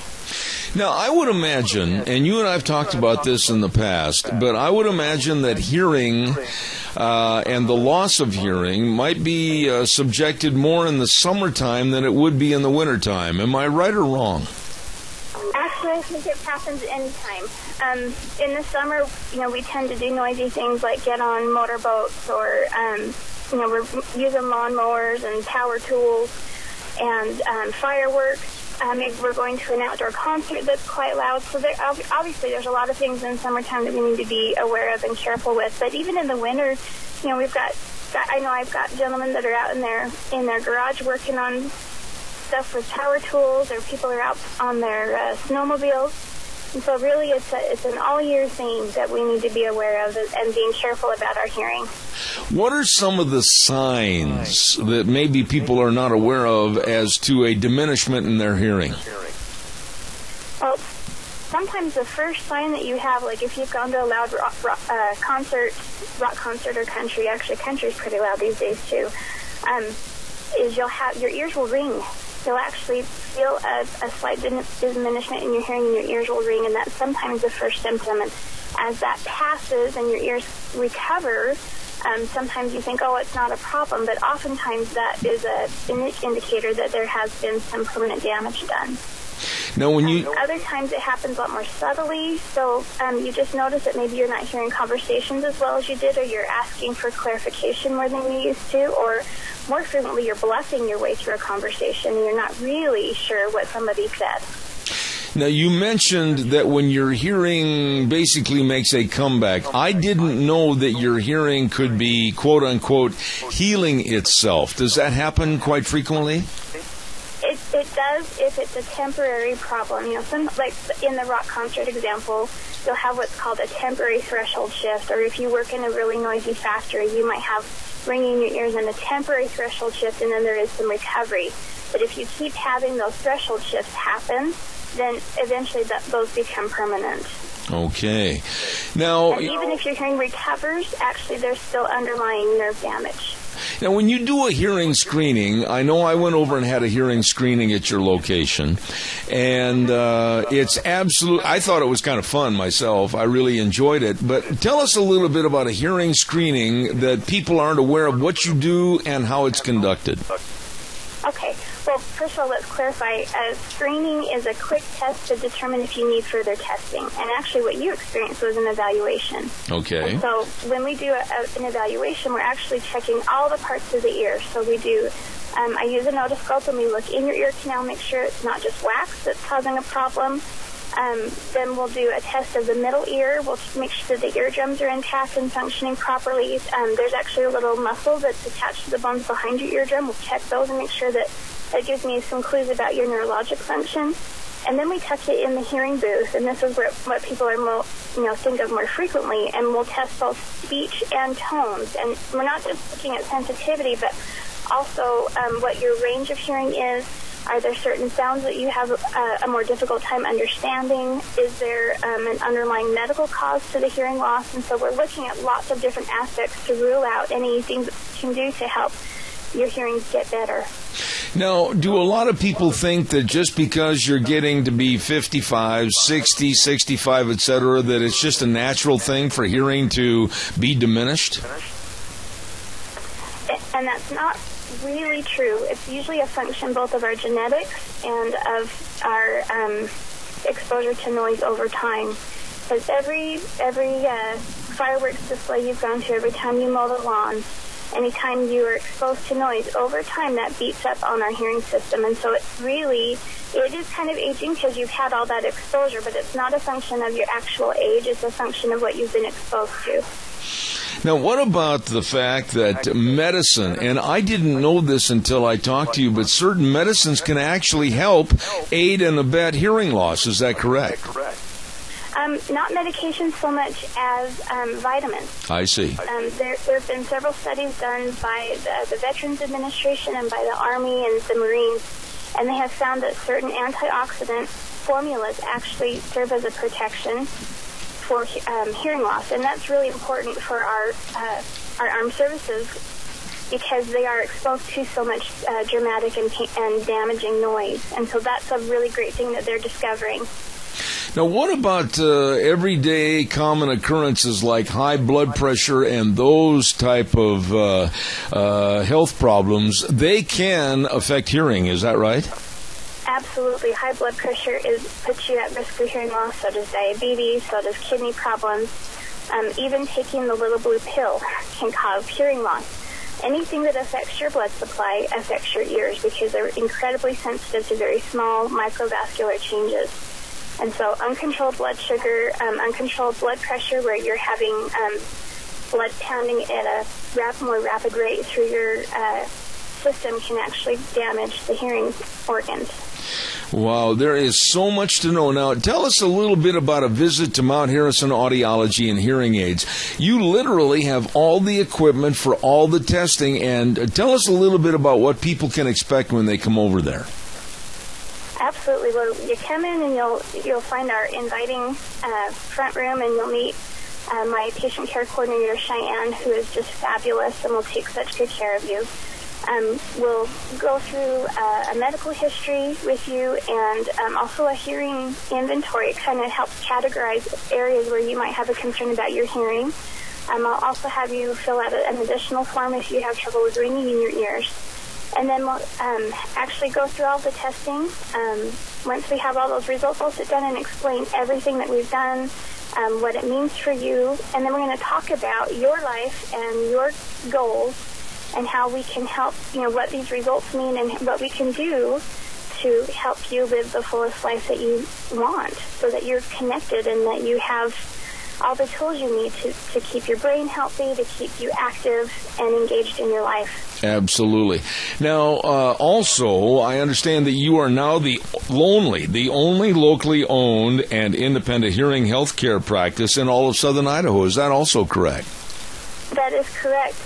There have been some recent changes in our industry, and some of my, you may have noticed that a lot of companies now are only selling one product or have actually sold ownership, so they aren't locally owned anymore. And so that leaves me as the only locally owned private hearing care practice in southern Idaho, and that includes both Magic Valley and Mini-Caja.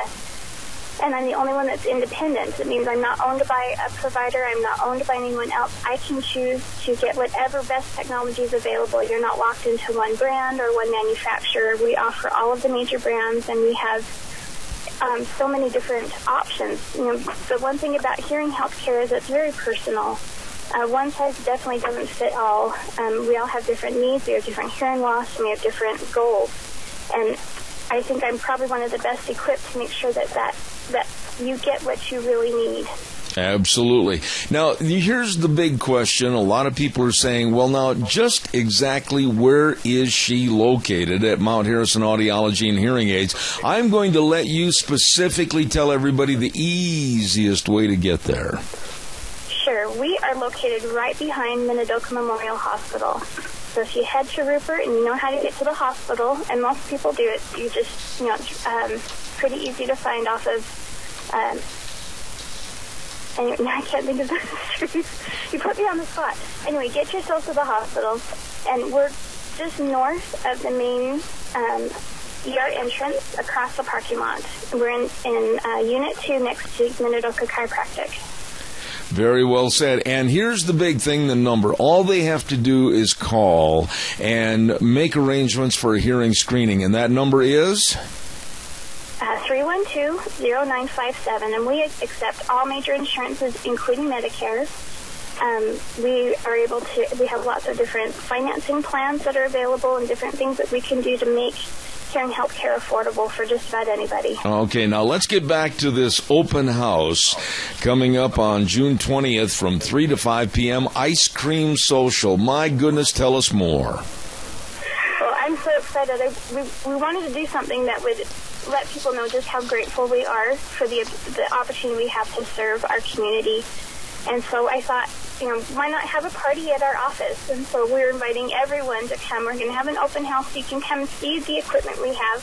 We actually just got a brand new hearing booth, and I'm so excited about it. It's twice the size of this other one and gives me more capabilities. So come see our new booth, come see our office, enjoy some ice cream, and just we're just so thankful for all the support we've had in the area. We just wanted to say thank you. I'll tell you what, a wonderful lady and a great business. Mount Harrison Audiology and Hearing Aids with the lovely Dr. Christine Pickup, and the number to call, 312-0957. Thank you so much for being on the program this morning. Oh, thank you, sir. I appreciate it so much. All right. God bless. Have a great day. Thank you. Bye. I can tell you firsthand, folks, I was over there for a hearing screening, and everything is first class, let me tell you. And she knows her stuff. I was absolutely amazed when I went over there for that hearing screen. It's fun. You might want to just, it might hurt. No, it's not going to hurt you. It's absolutely a very thorough investigation of what your hearing is and what it can be. So you give her a call today at 312-0957. It is time for the weather, and we have a guest weatherman on the program that really is on the program. So go ahead with the weather. Oh, weather for today looks like partly to mostly sunny skies. It's going to be nice. Slightly breezy winds out of the southeast, right around 8 miles an hour. High of 88 for today. Tonight we're looking at a low of 60. Right now, sitting in partly cloudy skies. And 70. And you are? Gina. It's so good to have you on the program this morning. I got to tell you, I want to ask you this question. Okay. I don't know how you feel about this. I do, but I'll refresh my memory by asking you again about illegal aliens coming into this country illegally. Illegal means they're here illegally, and alien means they're foreign to this country. They're not citizens. Right. And they come into this country, and like California is now going to be providing free Obamacare to these illegal aliens, and we're paying for that. And then all the refugees that come into this country, I don't know if you're aware of it or not, but the government, are dipping into your Social Security and mine to help pay their way with freebies while they're here. I don't know about you, but the milk of human kindness, that gallon did not get put back in the refrigerator, and mine spoiled. Yeah, I'm pretty much of the same mindset. If I don't want to be giving my hard work, hard-earned dollars, hard-earned health care away to people who don't have the common sense and or the common courtesy to come into our country legally. Yeah. Yeah. Quite frankly. And, they get to enjoy things that I don't even get. If that makes sense. Oh, it does. I can't afford health insurance. I can't afford Obamacare. Yet everybody else, they get to enjoy it. They just get to walk into our country illegally. and enjoy the benefits, I don't think that that's right. Well, you are of that generation that right now I look back and I say to you, and I mean this, you are the ones that should be absolutely outraged as to the dipping into the till by our government in Social Security and other venues, because you are the generation that are going to come up and open the door and find out that all is gone. Yeah, everything is going to be gone by the time I reach that age. I mean, it's just not going to be available. So we are going to have to find other ways and means to support ourselves when we get to that. Honestly, I don't even think I'll ever be able to retire. Yeah. And the thing is, though, our bureaucrats, and I say this with a very disdainful tone in my voice, they have robbed Peter to pay Paul, and Paul and Peter aren't smart enough to stand and turn around and say enough is enough. We, the people, the first 3 words of our Constitution, we are not exercising our right of being in control of our destiny and being in control of our government. We're not telling these Looney Tunes, stop it. You're just absolutely not doing the job. No, they're not doing the job. They're not spending our money wisely. They're, just throwing millions and billions of dollars, frivolously around. And who's honestly going to have to pay for this? It's my generation, and it's my kids' generation that are going to have to pay for everybody else that we can afford. Oh, by the way, I've got a commercial break, and then I want to tell you about how organized the Obama administration is, as they promised that Hillary Clinton's emails would be dumped for the public scrutiny on a certain day. Yeah, they're not going to do that. Wait a minute. Yeah, there's more to this story. Ooh. Yeah, I'll share it with you in just a second. Okay. Don't forget Cameron and Siemens Insurance, Highway 24 in Rupert. Oh, the number to call and make an appointment is 436-4424. Life insurance, health insurance, retirement planning, employee benefits, all of this and more with the professionals that are really accessible and devoted to serving you. All you have to do is call, make an appointment, 436-4424. Cameron and Siemens Insurance, Highway 24 in Rupert. Really, really nice people. Oh, and by the way, Daddy's Day is coming up in the not-too-distant days. Holy cow, it's June 19th, Father's Day. And the Goodie Basket at 133 West Main in Burley says, hey, they've got some great ideas for Daddy. That's right, baskets. You can make them with all kinds of goodies. And they can also deliver sandwiches and salad to their place of work. Oh, my goodness, absolutely fantastic. And they deliver in the entirety of the Minicash area, the Goodie Basket. Wishing all the dads happy Father's Day at 133 West Main in Burley. Now, Gina, I was reading this little story this morning, and then a friend of mine I talked to back in New York City that works with the Daily Caller, he was chuckling when I called him.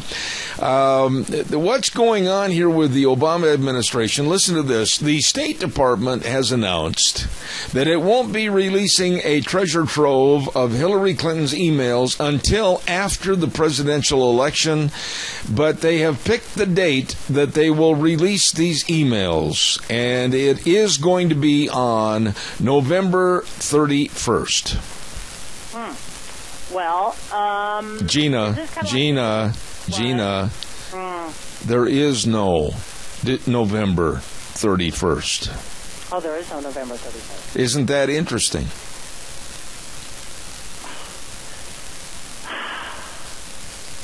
Seriously? Yeah, there is no November 31st. No, I'm saying seriously because they're actually trying to push that across? Yeah, they said that they would release these papers of high value and very interesting content, but they said they would not do it until after the elections, and they will estimate the date will be November 31st, 2016. So the idiocy and incompetency of government, I mean, maybe you can say, well, maybe they didn't look at the calendar. Maybe they didn't realize there was November 31st. Maybe this, maybe that. But you know something? I'll bet you they were banking on the general public and the news media being too dadgum dumb to realize there is no November 31st. I think that's probably what they're banking on. But you know what? This is kind of my thought on this whole thing, because it's like, you know, when they were passing the whole Obama health care bill, and, well, you know, we don't know what's in it. We've got to pass it first. Oh. When Nancy Pelosi said those words, I remember vividly where I was. I was leaning back in my geyser chair with my feet propped up in a very comfortable position. Upon hearing those words of, oh, we got to pass it first and then find out what's in it, I vaulted to a sit-up position almost too fast. It almost catapulted me into the TV. I was furious that politicians think we're that dumb.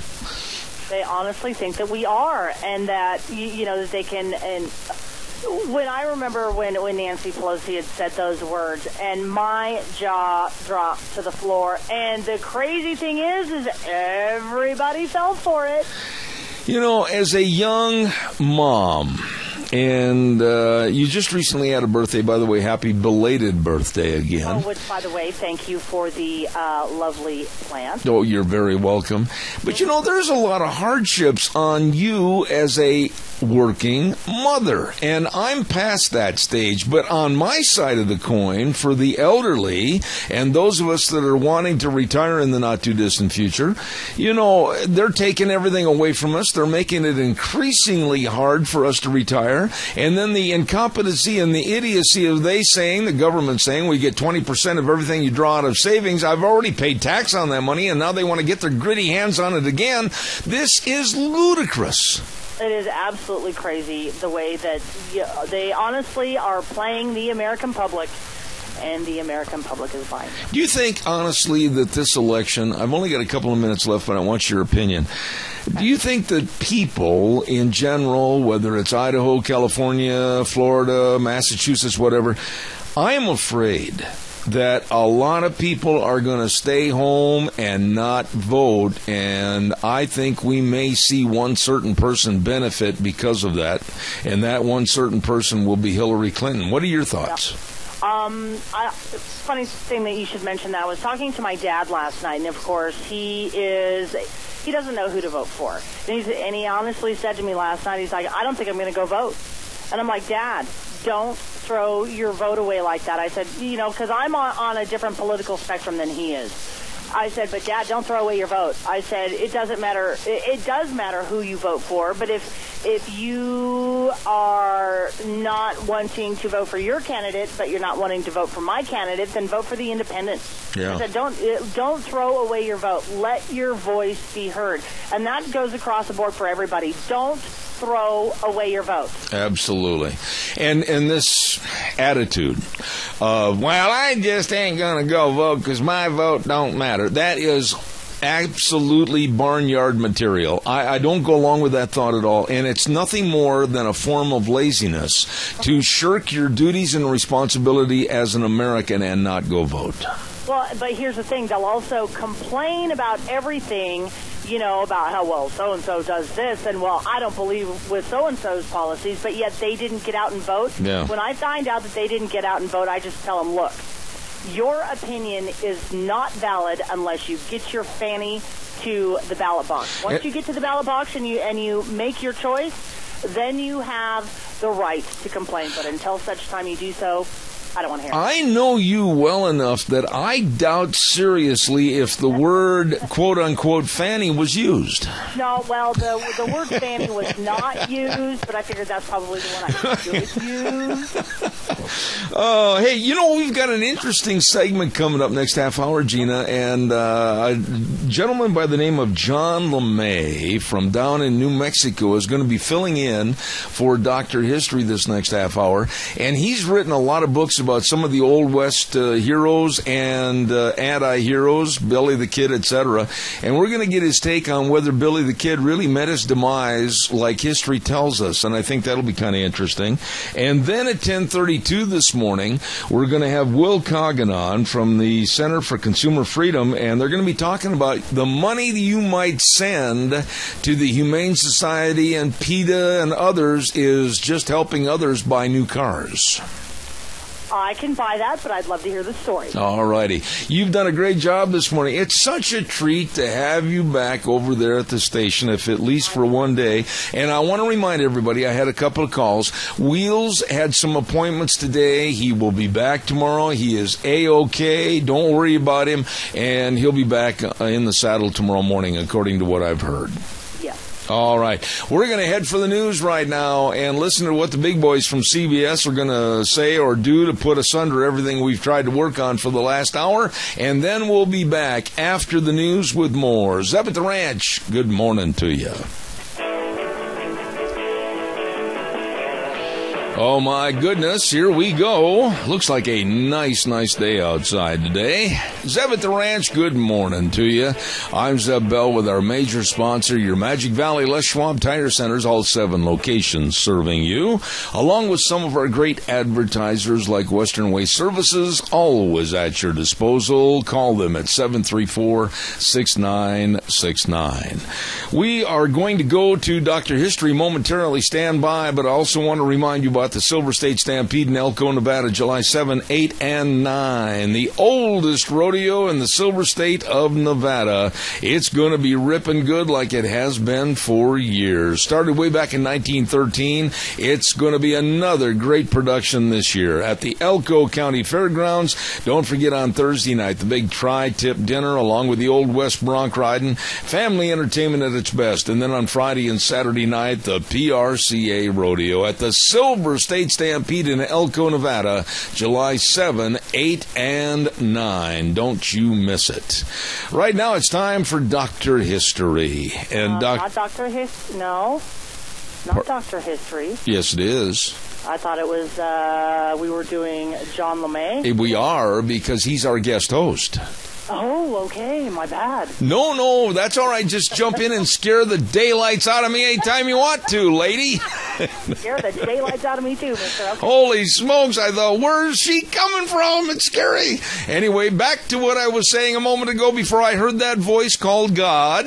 Minnecasia Sales brings you, of course, Dr. History at 1321 East Main in Burley, across from the airport. Zach and the whole crew with all your lumber packages, remodeling for your home, all your shingles, metal or asphalt, anything and everything, along with the Tartar Farm and Ranch gates and panels, bringing you Dr. History. And sitting in for Dr. History today will be a gentleman from New Mexico, down in the Roadrunner State. John LeMay, how are you this morning?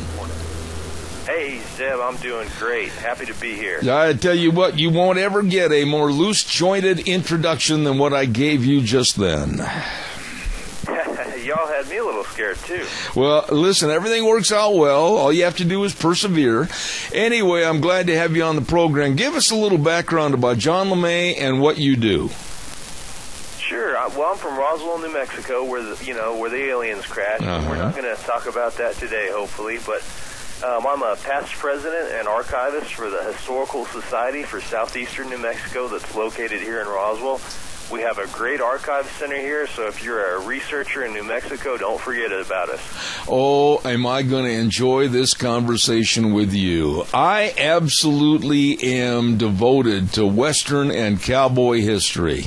And you're right down there at Roswell in the area of where Billy the Kid and a whole bunch of other bad guys and good guys roamed the West. Okay, bottom line, we'll start off there first and work our way back to the top. Billy the Kid, did he die, as a lot of us have been told, by the bullet of Pat Garrett? Well, unfortunately, we really can't say conclusively, but I believe that he did die by Pat Garrett, absolutely. We all enjoy the fantastic tales that maybe he didn't die, and I certainly cover those in my new book, but as for me, I would say I believe that, he did die that night in 1881. Okay, now, all the history down there in that area, let's go back to the beginning of Billy the Kid. Tell us a little bit about Billy the Kid. I know that he was born in New York, and take it from there.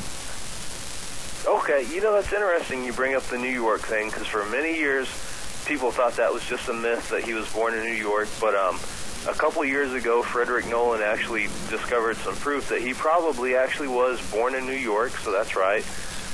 He came to New Mexico with his mother and his younger brother. His dad had died sometime previous to when they arrived in New Mexico. She married a man named William Antrim, and so that's why Billy the Kid's name became Henry Antrim in Silver City. There are reports that he killed a man when he was only 12 years old. That's false. He didn't actually do that. That was just a myth concocted by people at the times trying to sell books. But Billy killed his first man at Fort Grant in Arizona. I think he was about 17, if I remember right. The man's name was Wendy Cahill, and they got into an altercation in a bar, and Billy shot him in self-defense, and that's when he ran off to New Mexico, and he eventually fell in with a man named John Tunstall. And as you probably remember, Tunstall was murdered in the Lincoln County War, and that's what eventually led to Billy fighting in the war and becoming a real New Mexico myth. Okay, but let's talk about the kid himself. I mean, what about the family? Was it kind of a dysfunctional family? Was Billy kind of a psychotic, deranged young man? Give us a little background on this kid. No, it's very interesting. Eve Ball, who was one of the most famous researchers of the early 20th century, Eve Ball was alive to interview a lot of the participants in the Lincoln County War, and she said something very interesting. She said she couldn't find a single person to say a bad word about Billy the Kid, and she couldn't find a single person to say a good word about Pat Garrett. So I found that very interesting. So Billy the Kid was a good man in the eyes of the people for the most part. Back then, cattle rustling was kind of a way of life. Billy had to turn to cattle rustling to stay alive, and naturally John Chisholm, the big cattle baron, didn't like that. And that's why he pushed to get Pat Garrett put in office, and Pat Garrett's main platform as sheriff was to hunt Billy down. But now, tell me this, John, and I want to make sure that I get my facts correct. When Billy the Kid went to work for the Tunstall Ranch, he was very devoted to John Tunstall, almost like a father figure. Is that true? That's another kind of a myth that was embellished by early writers. John Tunstall never even mentions Billy the Kid in any of his letters to folks back home, so whether Billy thought a lot of John Tunstall, he might have, but John Tunstall doesn't seem to have thought a whole lot of Billy Bonney that we can tell. Okay. So what really precipitated the Lincoln County Wars and everything that went on down there? It seemed like all of a sudden the friction was brewing and it came to a fever pitch and bullets started flying. Give us a little background on that. Sure. I'll give you the simple version, which is there were two men in Lincoln named Lawrence G. Murphy and James Dolan, and they had a mercantile there, and John Tunstall wanted to set up another mercantile in competition with them. So there were lots of other political factors in this, but that's the basis of it. That's what finally set things off and made the bullets fly, as you said. Okay, but how many people really got involved in this, and how serious an event was it in history? Okay, well, really, historically, in terms of the United States, I wouldn't say it was huge history. It's more what I would call history that interested people, and it's grown as it's went along. Actually, the Colfax County War was probably a bigger skirmish in New Mexico than the Lincoln County War was, but the Lincoln County War was bad enough that it actually got a governor, Governor Samuel Axtell, thrown out of office because he wasn't very effective in it, and he was replaced with General Lew Wallace, which is a fairly big deal, and Lew Wallace actually declared martial law in Lincoln County and actually came there himself to try and sort things out. So, in New Mexico territory, it was, definitely a big deal. Now, let me ask you, there's been movies made of Billy the Kid and his demise, etc., and then, of course, they had the Young Guns 1 and Young Guns 2 that depicted what happened during the Lincoln County War with Billy the Kid. I am sure, as a historian, you've probably watched them with great interest. How much is really truth and how much is Hollywood? Young Guns, the first one, is surprisingly accurate for a movie, and I certainly understand that they have to change things for the flow of the storyline, but no, those two, the Young Guns, I would say, are actually fairly accurate. I haven't watched a lot of the other Billy the Kid movies, unless you want to ask me about one specifically. There's so many of them. There's literally hundreds of movies about Billy the Kid. Why was he so glamorized? You're an author, you're a historian, you do this for a living, you study all this. Why was Billy the Kid glamorized over and above anybody else? That's a good question, because right now I'm reading a biography on Clay Allison, another famous gunslinger, and Clay Allison actually did a lot of things way crazier than Billy the Kid ever did. I think the reason Billy was romanticized was that he was so young, and he died at only the age of 21, or possibly even younger. We don't actually know his age. Again, 21 is just the year that most historians go with. So I think that's why, is that he died young, kind of like, why is James Dean considered such a great actor? It's just because he died before, he really reached his full potential. I think that's probably the same type of thing with Billy. John, let me ask you this question, and of course I'm a history nut when it comes to the Old West, etc. But really, how much history, quote unquote, can you trust as far as not being some old yarn that they spun around a campfire someplace? That's an excellent way to phrase the question, Deb. Really, all of our history comes from oral history passed down from the old-timers, who were still alive up until the 1920s, 30s, and 40s. And so really, we just have to kind of go off of what they said. And the sad thing is, a lot of times, their accounts don't match up with each other. So outside of, let's say, court documents and written letters and things like that, it is really just the old-timers yarns that we kind of have to go off of. Now, you mentioned some other bad guys like Allison, etc. How did you do your research for a lot of your books, and did you learn any new facts when you were putting together and compiling all these facts? Okay, well, I will say this. I'm like you. I'm a big history fan, particularly of New Mexico. And there's so many books on Billy the Kid. People, obviously the question you have to ask is, why would I want to do another book on Billy the Kid? And my answer was, I'm a big Billy the Kid fan, so I thought it would be neat to come up with a book that real Billy the Kid fans could enjoy, that had information that they probably hadn't seen anywhere else before. So my idea was to go, instead of basing everything off of the truth, I thought it would be more interesting to round up all of the most far-out tall tales you could possibly ever find on Billy the Kid that most people, probably haven't ever heard of. And in terms of research, I'm glad you brought that up too, because, like I said, I'm a big supporter of the Historical Society for Southeastern New Mexico and Raw. Great archive center, and that's where I did all of my research for this book. We've got a lot of material by J. Evans Haley, Morris G. Fulton, Eve Ball, so we're a great resource, and if you ever want to look us up online, our address is roswellnmhistory.org, so if you are a researcher, please keep us in mind for that. Well, give us just a little tantalization as to what kind of weird facts were brought up to you to write about in this book. One of the more down-to-earth ones that was my favorite is I found an interview with Delavina Maxwell, who was the house servant in the place where Billy the Kid was shot on the night of July 14th, 1881. She supposedly, was pretty close with Billy. She told a reporter back in the 1920s that Billy the Kid had just won a whole bunch of money in a poker game.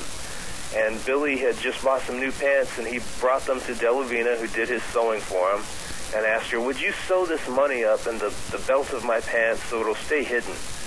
And Delavina claims that Billy the Kid was shot wearing these pants that was stuffed with all the money. So, basically Billy the Kid was Billy the Kid was buried with a bunch of poker money that he had just won.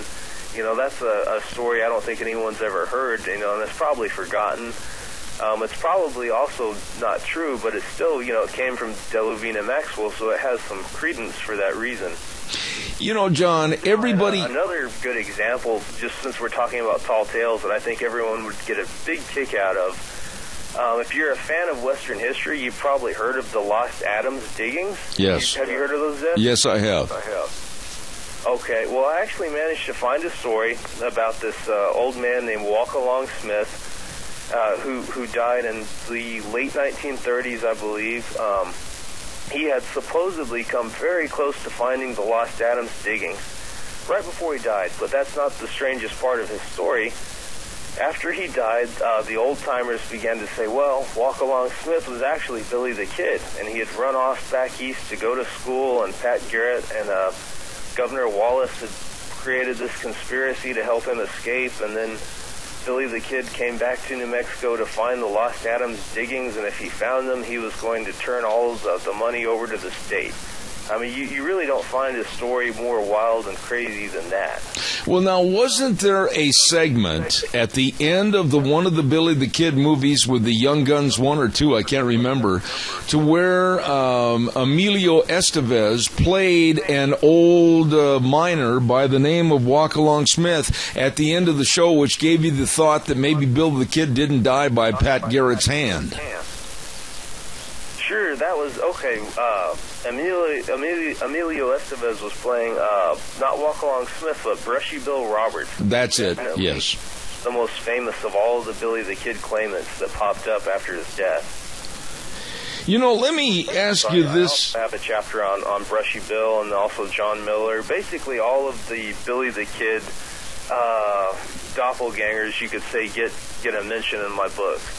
What about some of the people that were supposedly in the Billy the Kid gang? What about some of the characters? What happened to them, and how much do you know from truth and fiction? Okay, I've kind of been thinking about maybe doing a book on all of them. You know, most of them aren't big enough names to get a biography of their own, but I've kind of been thinking about what if you did a book called maybe Pals with Billy the Kid or something, and kind of gave a bio of each one, but that's something I haven't really researched a whole lot yet, so I can't talk about them too much. Okay, but do you think, John, that maybe Billy the Kid, for some strange reason, maybe the nickname or whatever, he was propelled to the forefront in history over and above some of these other people? What made Billy so famous? Absolutely. You know, Billy, he wasn't even necessarily always the leader of the Regulators, which was the name of basically the good guys in the Lincoln County War. You know, Billy, again, was just romanticized because he died so young, and Pat Garrett had a hand in that himself. He and his ghostwriter, a man named Ash Upson, wrote, you know, one of the very first books on Billy called The Authentic Life of Billy the Kid. And Ash Upson, this ghostwriter, he was a great lover of novels and literature. So instead of making it factual, Upson made his book under the pen name of, you know, Garrett.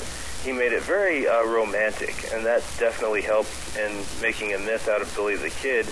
Then later in the 1920s, a man named Walter Noble Burns came along, and he's actually the one who really rebirthed the legend of Billy the Kid. The saga of Billy the Kid became a huge bestseller in the 1920s, and that's when people began to become so interested in Billy the Kid that Fort Sumner finally put a formal grave marker on Billy the Kid's grave for the sake of tourism, because before that, Billy the Kid's grave was actually unmarked.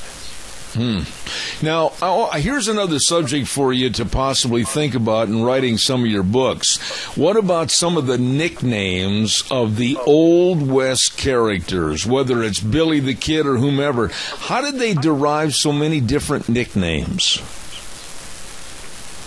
Billy the Kid's nickname had several different sources. A newspaper called him Billy the Kid. I can't remember when. You know, it's been a year ago since I wrote my book, you know, Tall Tales and Half Truths of Billy the Kid, that I've forgotten a lot of this stuff. It's not fresh in my mind anymore. But and again, I'm mostly an expert on Billy and New Mexico, you know, southeastern New Mexico stuff. So I can't really tell you a lot about how other outlaws like Butch Cassidy got their names.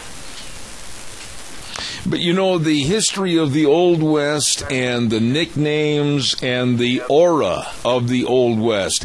You know, there's something else I'd like to know. You know, we talk about Billy the Kid running from the law with the Regulators and hiding out, etc. And movies condense all this down. But really, what was a day in the life of Billy the Kid like that you managed to find out through historical fact?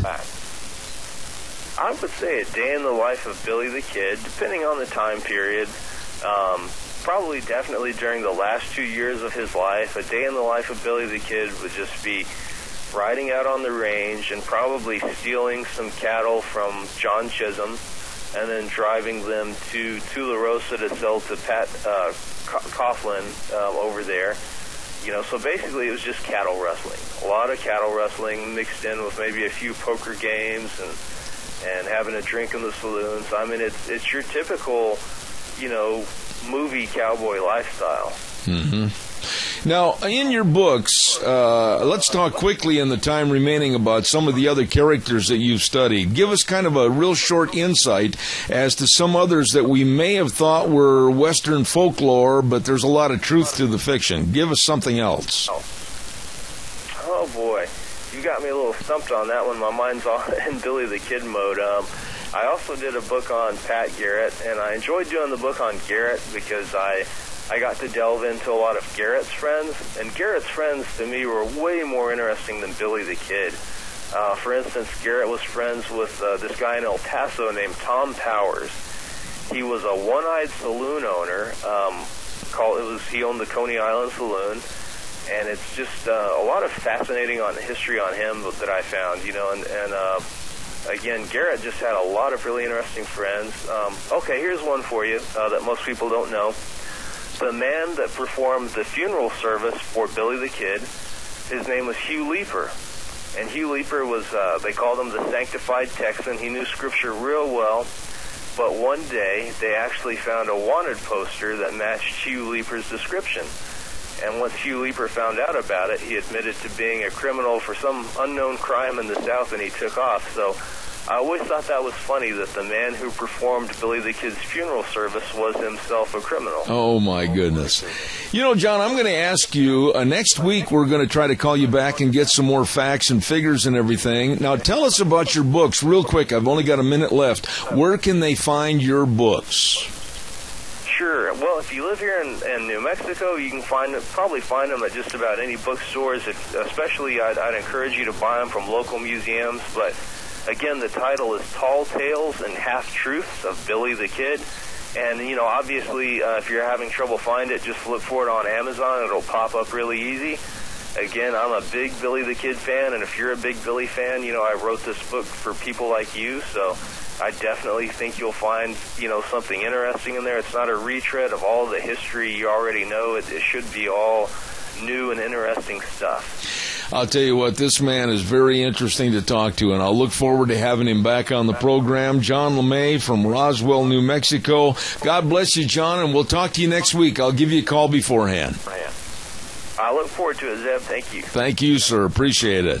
John LeMay, author, and has written books on Billy the Kid, the real Billy the Kid, and life in New Mexico back in the 1800s. Interesting person. Brought to you by Minnecasia Sales, 1321 East Main Street in Burley, right across from the airport. Old Zach and the rest of the crew serving you.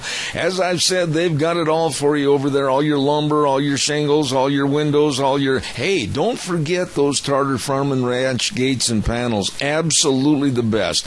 They care, and they do the job for you. Zach and the rest of the folks, give them a call at 878-2091. Minnecasia Sales sponsoring this segment called Dr. History. Thank you very much. Hey, before we send it back over to our main studios for the break at the bottom of the hour, I also want to acknowledge the fact that we have on Thursdays, Cache County School Days, and of course it's brought to you by two wonderful businesses, A Child's World at 1308 Overland in Burley, with everything for the babies and the toddlers, all the toys, the furniture, the bedding, the clothes, everything. They can help you, and they will, and they've got a lot of great summer play outfits, all of this at A Child's World. Along with the Ambulatory Surgery Center, 1344 Highland Avenue in Burley, and the number to call and find out about the outpatient surgeries for you and save you money, 677-8888. Don't forget, they also have the only machine in all of southern Idaho for glaucoma surgery at Ambulatory Surgery Center, 1344 Highland in Burley. Right now, let's send it back over to our main studios. We'll be back in about 3 minutes. And now, back to Zeb at the Ranch on AM 1230 KBAR. To reach Zeb, call 436-2244 or toll free 1-866-927-4587. And now, here is Zeb Bell. Thank you very much. Welcome back. And we're in the final stretch down the last half hour of our program this morning, and we're very blessed to have with us on the program a gentleman that's the Director of Research at the Center for Consumer Freedom, where he focuses on his research of animal rights and environmental issues. Will Coggin, how are you? Good morning. Hey, good morning, Zeb. How are you doing? Well, you're just the kind of a person I want to talk to and extract a lot of good information that people might not be aware of. I have said for a long, long time on this program with various segments and various guests, you better beware of the wolf in sheep's clothing when it comes to humane societies and really what they're trying to do. Would you agree with that?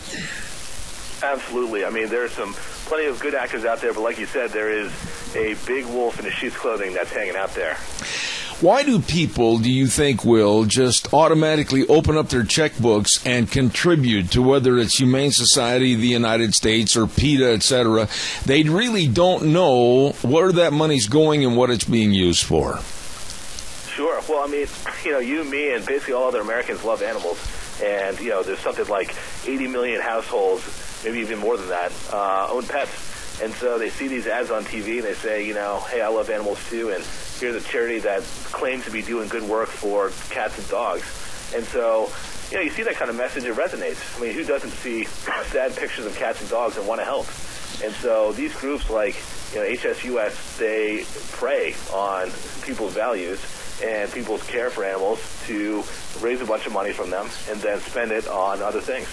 When you say spend it on other things, people need to know that it's been estimated that HSUS, the Humane Society of the United States, only gives 1% of the money it raises to local pet shelters.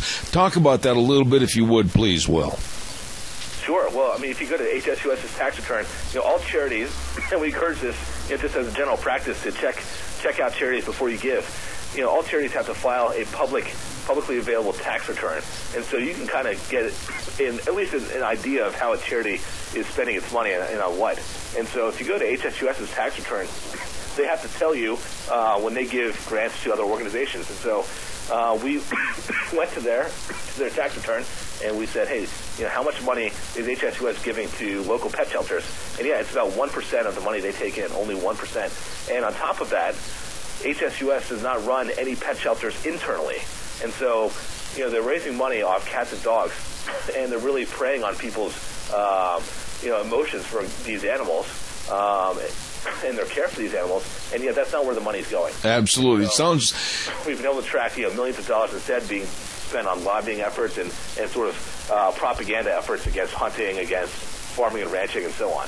I understand that you've got a little cough, and so if you need to take a drink of water, I'll cover for you for a minute. But also, I heard and read that the HSUS has also funneled over $100 million into its own private pension plan. Is that correct?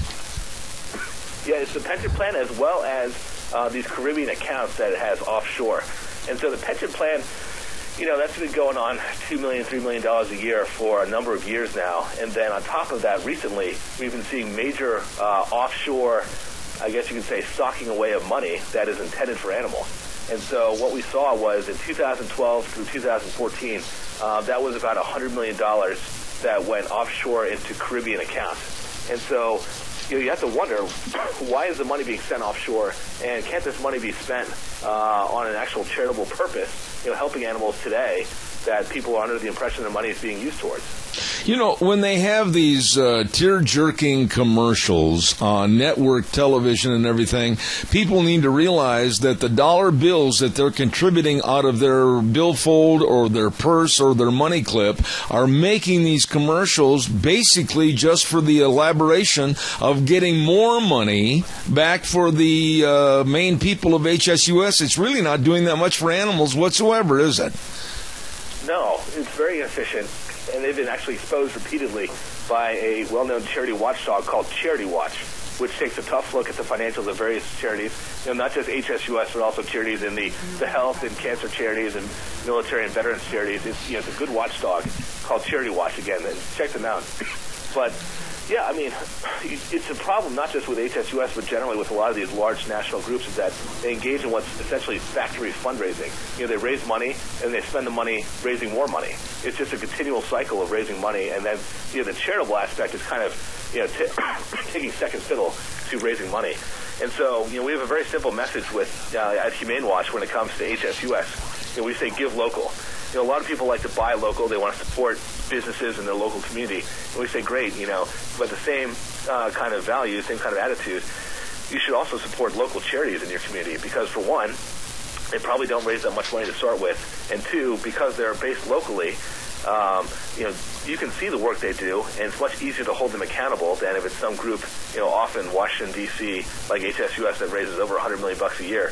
It's much harder to keep them accountable and honest than it would be, say, a local charity in your community that needs the money. Absolutely. Gina, over at our main studio, we've had a call come in and say that it's really staticky, and what is there a problem over there that I should be aware of? And I don't know. No, I'm asking Gina. I'm asking my engineer. Will just stand by just for a minute. We've had some problems, some technical difficulties, and I'm trying to get a hold of Gina. Gina, how's it coming through right now? We've had some calls come in and say it's staticky again. Yeah, it sounds okay on my end, but I'll just continue to monitor, and if it gets that bad, I'll let you know. Okay, thank you. Will, one of the things, consumer freedom, what basically is your duty? I mean, what are you doing every day when you go to the office, and what are you trying to accomplish? Well, we're trying to hold various activist groups accountable, and also, especially and primarily, educate the public about various activist groups. And it's not just HSUS. We have HumaneWatch.org that deals with them. We have a website called PETA-KillsAnimals.com that deals with PETA, and the fact that people don't know that PETA kills about 80 or 90% of the cats and dogs at its animal shelter every year. And on top of that, we have other, consumerfreedom.com is our main website. And so that goes after not just the animal rights people, but who are trying to essentially dictate what we can and can't eat, but also other activist groups that may not be animal rights people, but they're kind of meddling in our personal choices when it comes to food. So, for example, you have the former mayor of New York, Michael Bloomberg, who, when he was mayor, was trying to dictate how much salt could be in food and whether or not you could buy large soda when you went out to the restaurant. And so you have people from various stripes of life whose mission it is essentially is to use government to make choices for people, or to try to, we say, unduly influence people's choices. And our general philosophy is just, look, people who are adults can make their own decisions about what they want to eat and drink. And so whether it's people like Mayor Bloomberg, who are kind of food nannies, or people like the animal rights people at HSUS and PETA, who don't believe we should eat ice cream or cheese or meat, we want to make sure that Americans understand who these groups are, and frankly, that they should send their support somewhere else. Let me ask you this, Will, and I've been on certain boards in the last 25 years to help fight the encroachment of animal rights activists. I've been in the rodeo business for the last 44 years, and they've tried to stop that. They're working on circuses. They've managed to destroy the elephant usage at Ringling Brothers, Barnum and Bailey circuses. They're going to try to stop all animal usage, whether it's fairs or 4-H events, whatever it might be. Why don't people understand that these groups want animals not used for any purposes? Well, I think a lot of people just don't know any better. It's a simple matter of, you have groups in rodeo or in farming or so on who have been doing what they've been doing for a long time, and they don't understand that, they're constantly playing defense against these guys. And so they're being defined by the animal rights activists. And the animal rights activists are not communicating with farmers. They're communicating with people who live in the suburbs and the cities who don't have any experience with rodeos or with hunting or with farming. And so, they're very easily preyed upon, and they're very susceptible to hearing misinformation put out by these groups. And so what they need to look at is, it's a broad strategy of communications that, invests both in offense and defense. And so, obviously, you want to have communications out there that accurately corrects the misinformation put out by groups like HSUS and PETA. But also, you want to play offense against these guys because what they're doing is frankly, immoral. Raising money on certain grounds and then spending the money somewhere else. So it's got to be, frankly, everybody's got to be aggressive. They can't just sit back and be attacked and take the attacks from HSUS and PETA, or they're going to lose in the long term. They're going to have a cultural shift that goes against them. Absolutely. How advanced are they from when this movement started over in the Netherlands and came here to this country? We all kind of scoffed at them and we said, oh, yeah, sure, well, they won't get any traction. Now they are huge. They are big money machines. How far advanced are they in possibly stopping any and all animal usage and animal production for food in this country? Well, I'd say they're farther along than people think, but they still have a lot of significant barriers. And obviously the biggest barrier to them is going to be the legal barrier. And we've seen PETA and other groups try to take this on over the years and not have really much success. And that is the fact that, under the legal system, humans have rights, and animals, we have responsibilities towards animals. There's animal welfare laws, which are good. But they're trying to change the legal status of animals to be such that animals have legal rights, and that therefore, if that happens, then they can start bringing all kinds of legal actions that would really assault how we use animals, whether it's on the rodeos or on farms or in the circuses or anywhere else, zoos and aquariums and so on. And so that's kind of their prime objective. I would, and don't underestimate them. They have all these lawyers who are fresh out of law school, who have really nothing better to do but push this ideology and file lawsuits. And so there's a lot of groups now across the movement that are funded oftentimes by people who think they're funding cats and dogs, as we talked about. But they're also funded by a few, you could say, ideological people who just want to see this kind of social change and are committed to it. And so I would say, it's a fight that everybody's got to push back against in a very serious way, or they're going to lose before they know it. Okay, now let's talk about that fighting back, Will, and you're an expert, being the Director of Research at the Center for Consumer Freedom.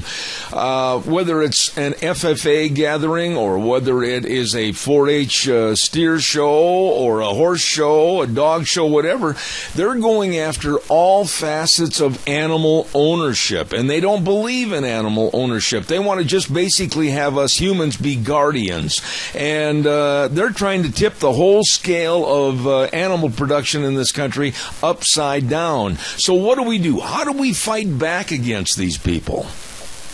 Well, I'd say there's two ways. The first is that the animal rights movement, like you mentioned, it kind of sets the agenda in terms of who they want to pick on today. Maybe today they want to go after rodeos. Tomorrow they want to go after the pork industry. And the day after that they want to go after the circus guys. But they're kind of going around with essentially a divide and conquer strategy. And so one of our messages to people is, look, think about this. You may not be involved in the circus industry, or you may not be involved in zoos, or you may not be involved in raising chickens. But, look at these other people who are also being attacked by HSUS and PETA, and try to form an alliance with them, kind of a mutual defense pact. Because the tendency of people is just to say, well, so-and-so is being attacked, but it's not my problem. Well, okay, that's true in a very skin-deep kind of way, but the more that these animal rights people get power and momentum, then next week you will be a target, even if you're not this week. And so we're trying to get people to think of it kind of like a NATO model, that an attack on one is an attack on all, and to try to change the mentality to have a common sort of alliance mentality and a pushback mentality. Now, secondly, people have to be on the same page on how they want to push back. And so pushing back is by nature aggressive. And so obviously Humane Watch is a vehicle for that.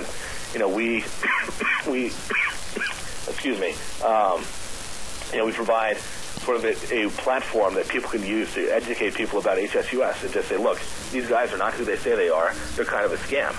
And so it's got to be a common message across everybody that they can repeat. And so that's what we've been trying to offer, is just this common message that HSUS is a scam. Give local. All right. Now, that's very easy for people to remember. Absolutely. Now, let me ask you this final thought here this morning.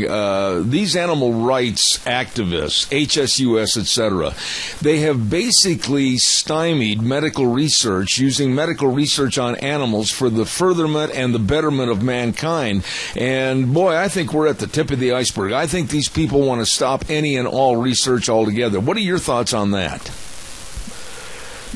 Well, let me start off by saying I'm not too much of an expert on this particular issue. But, they started out in the U.S.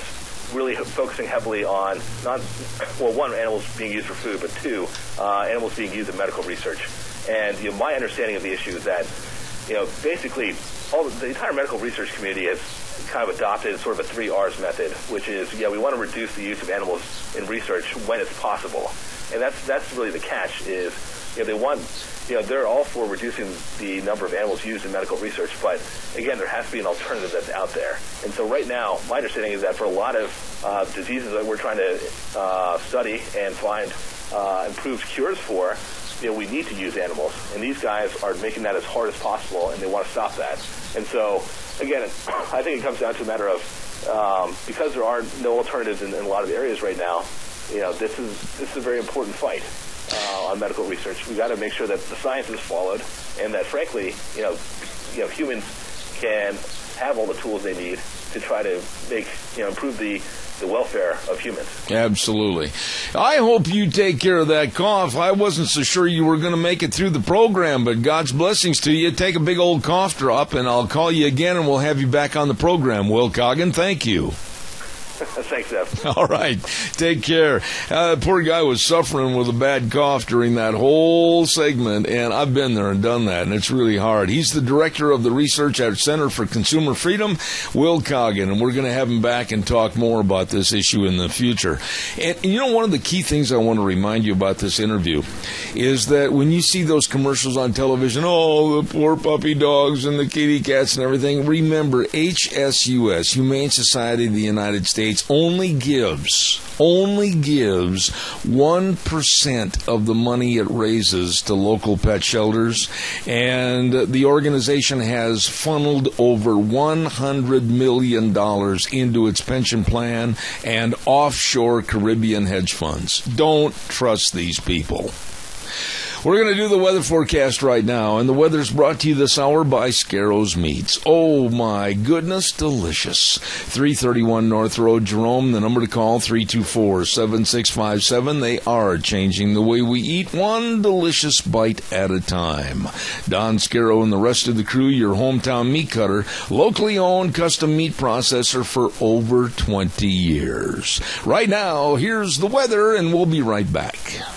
Looks like partly cloudy skies for today. A little bit on the breezy side. Winds out of the southwest right around 11 miles an hour. Humidity for today is 32%. High of 88 is what we're looking at. Tonight, low of 60. Tomorrow, mostly sunny skies. High of 92. Overnight low of 62 for Thursday. Partly cloudy and 88. Warming up again to about 90 for Friday. And then over the weekend, winds are going to be picking up. Partly cloudy skies. And the temperature is going to be dropping to the mid-70s. Currently sitting at 72 degrees here at the KBAR studios.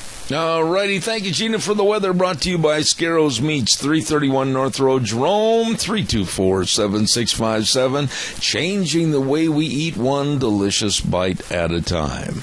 By the way, Gina, now that you said your boy is 9 years old, have you noticed a big change in what the young son wants to be involved in for fun and frolic? Has it changed the way Mom and he do things?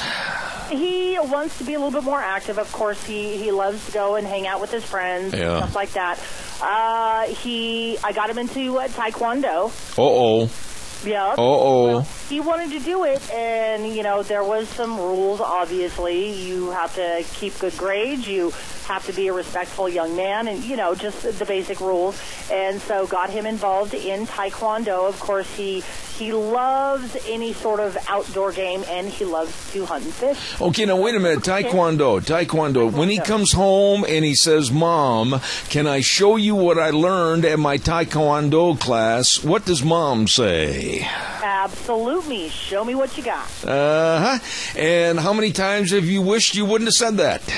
Honestly, he's not hit anything yet. He's only a white belt, so he's in the beginning stages. So right now they're just working on form. And so when he says, "Mom, check out the new move that I learned today," that he goes through his entire form movement because they have to learn certain things to get up to the higher belt. Now, did they have to learn a certain shout? I mean, the shout's important, isn't it? I think so. I don't know, but I think you have to pay respect, to the master of the dojo, and that would be Master Bill. And then there are certain, grunts that you would make, I think, but I have no idea. Certain grunts. So in other words, if somebody walks up to you on the street and they say, "Give me your billfold," and they start grunting or coming out with a shout, they might know Taekwondo, so it's better to hand over the money. Is that right? Maybe. I don't know. Okay. So I don't know. I guess if you know karate, do you just need to know the shout and then all your adversaries will run away? Is that what they're hoping? Well, I think maybe that's what they're hoping. But Dr. Bill over here at, Pilsung, he teaches a lot of the kids. And basically it's about self-discipline and self-control. I mean, you never want to use this unless it's warranted. Yeah, the thing I've noticed about kids that go through those self-martial arts defense courses and everything, they are very polite. Yes, and that's one of the things that is strongly encouraged, and respect. That's part of the whole process of martial arts, I do believe. Yeah. I think it's very nice that they can be very respectful, knowing that they can wipe out your whole neighborhood. They could. And they can defend the house at the same time. That's why you took him to those martial arts courses. He's a lot better to have around than a dog, right? Sometimes. Okay. All right. He makes a mess. I'm not going to go into that. We've got to pay some bills, and we'll be right back. Don't forget your Magic Valley Les Schwab Tire Centers. All 7 locations serving you. Oh, my goodness sakes, the best in tires. All your tires for all your vehicles, all your cars, your pickups, your SUVs, horse trailers, camp trailers, boat trailers, everything. And along with the great tire buys for your summertime travel, don't forget they offer a free pre-trip safety check. That's right, a visual inspection of like your tires and your front end alignments and the front end components and the brakes and the shocks. Holy cow, you better stop in there and see them today. They are absolutely the best. Your Magic Valley Les Schwab Tire Centers. Lane and Rupert, Dave on Blue Lakes and Twin, Mike and Buell, Mike and Jerome, the Twist family in Paul, Daniel on Poline in Twin Falls, and my buddy Randy on Overland in Burley. Your Magic Valley Les Schwab Tire Centers. Let's take a look at tomorrow, and I got a good one coming on tomorrow. We've got a lot of great people. Dave Bigo in Indiana is going to be on the program, and then at 10:06 tomorrow morning, we're going to have, from the Political Insiders on Fox News, we're going to have John LeBoutelier at 10:06, and John's going to tell us his take on what's going on with the Hillary Clinton versus Bernie campaign and give us a little bit of the results as to what happened today with voting in the primaries across the country. And then also he's going to talk about the Trump campaign and the problems. We're going to have an open, insightful program with John LeBoutelier and some other great guests on the program also. Real quick, I want to remind you before we leave today that the 2016 Minnecasia Relay for Life is going to be June 18th at the Burley High School football field, one day only, 11 a.m. to 11 p.m. And, of course, the theme for this year, May the Cure Be With You. And our hats are off to all the people that are trying to raise over $150,000 to defeat cancer with the 2016 Minnecasia Relay for Life. Gina, it's been a blessing to have you back on the program. God bless you, and thank you. You bet, and I, of course, call me here in a little bit. I will do that right after the program. Thank you. We're going to wrap it up and put it back in the box. Zeb at the Ranch, back tomorrow morning at 8:06. Don't forget, the way things were, the way things ought to be. We'll see you tomorrow morning.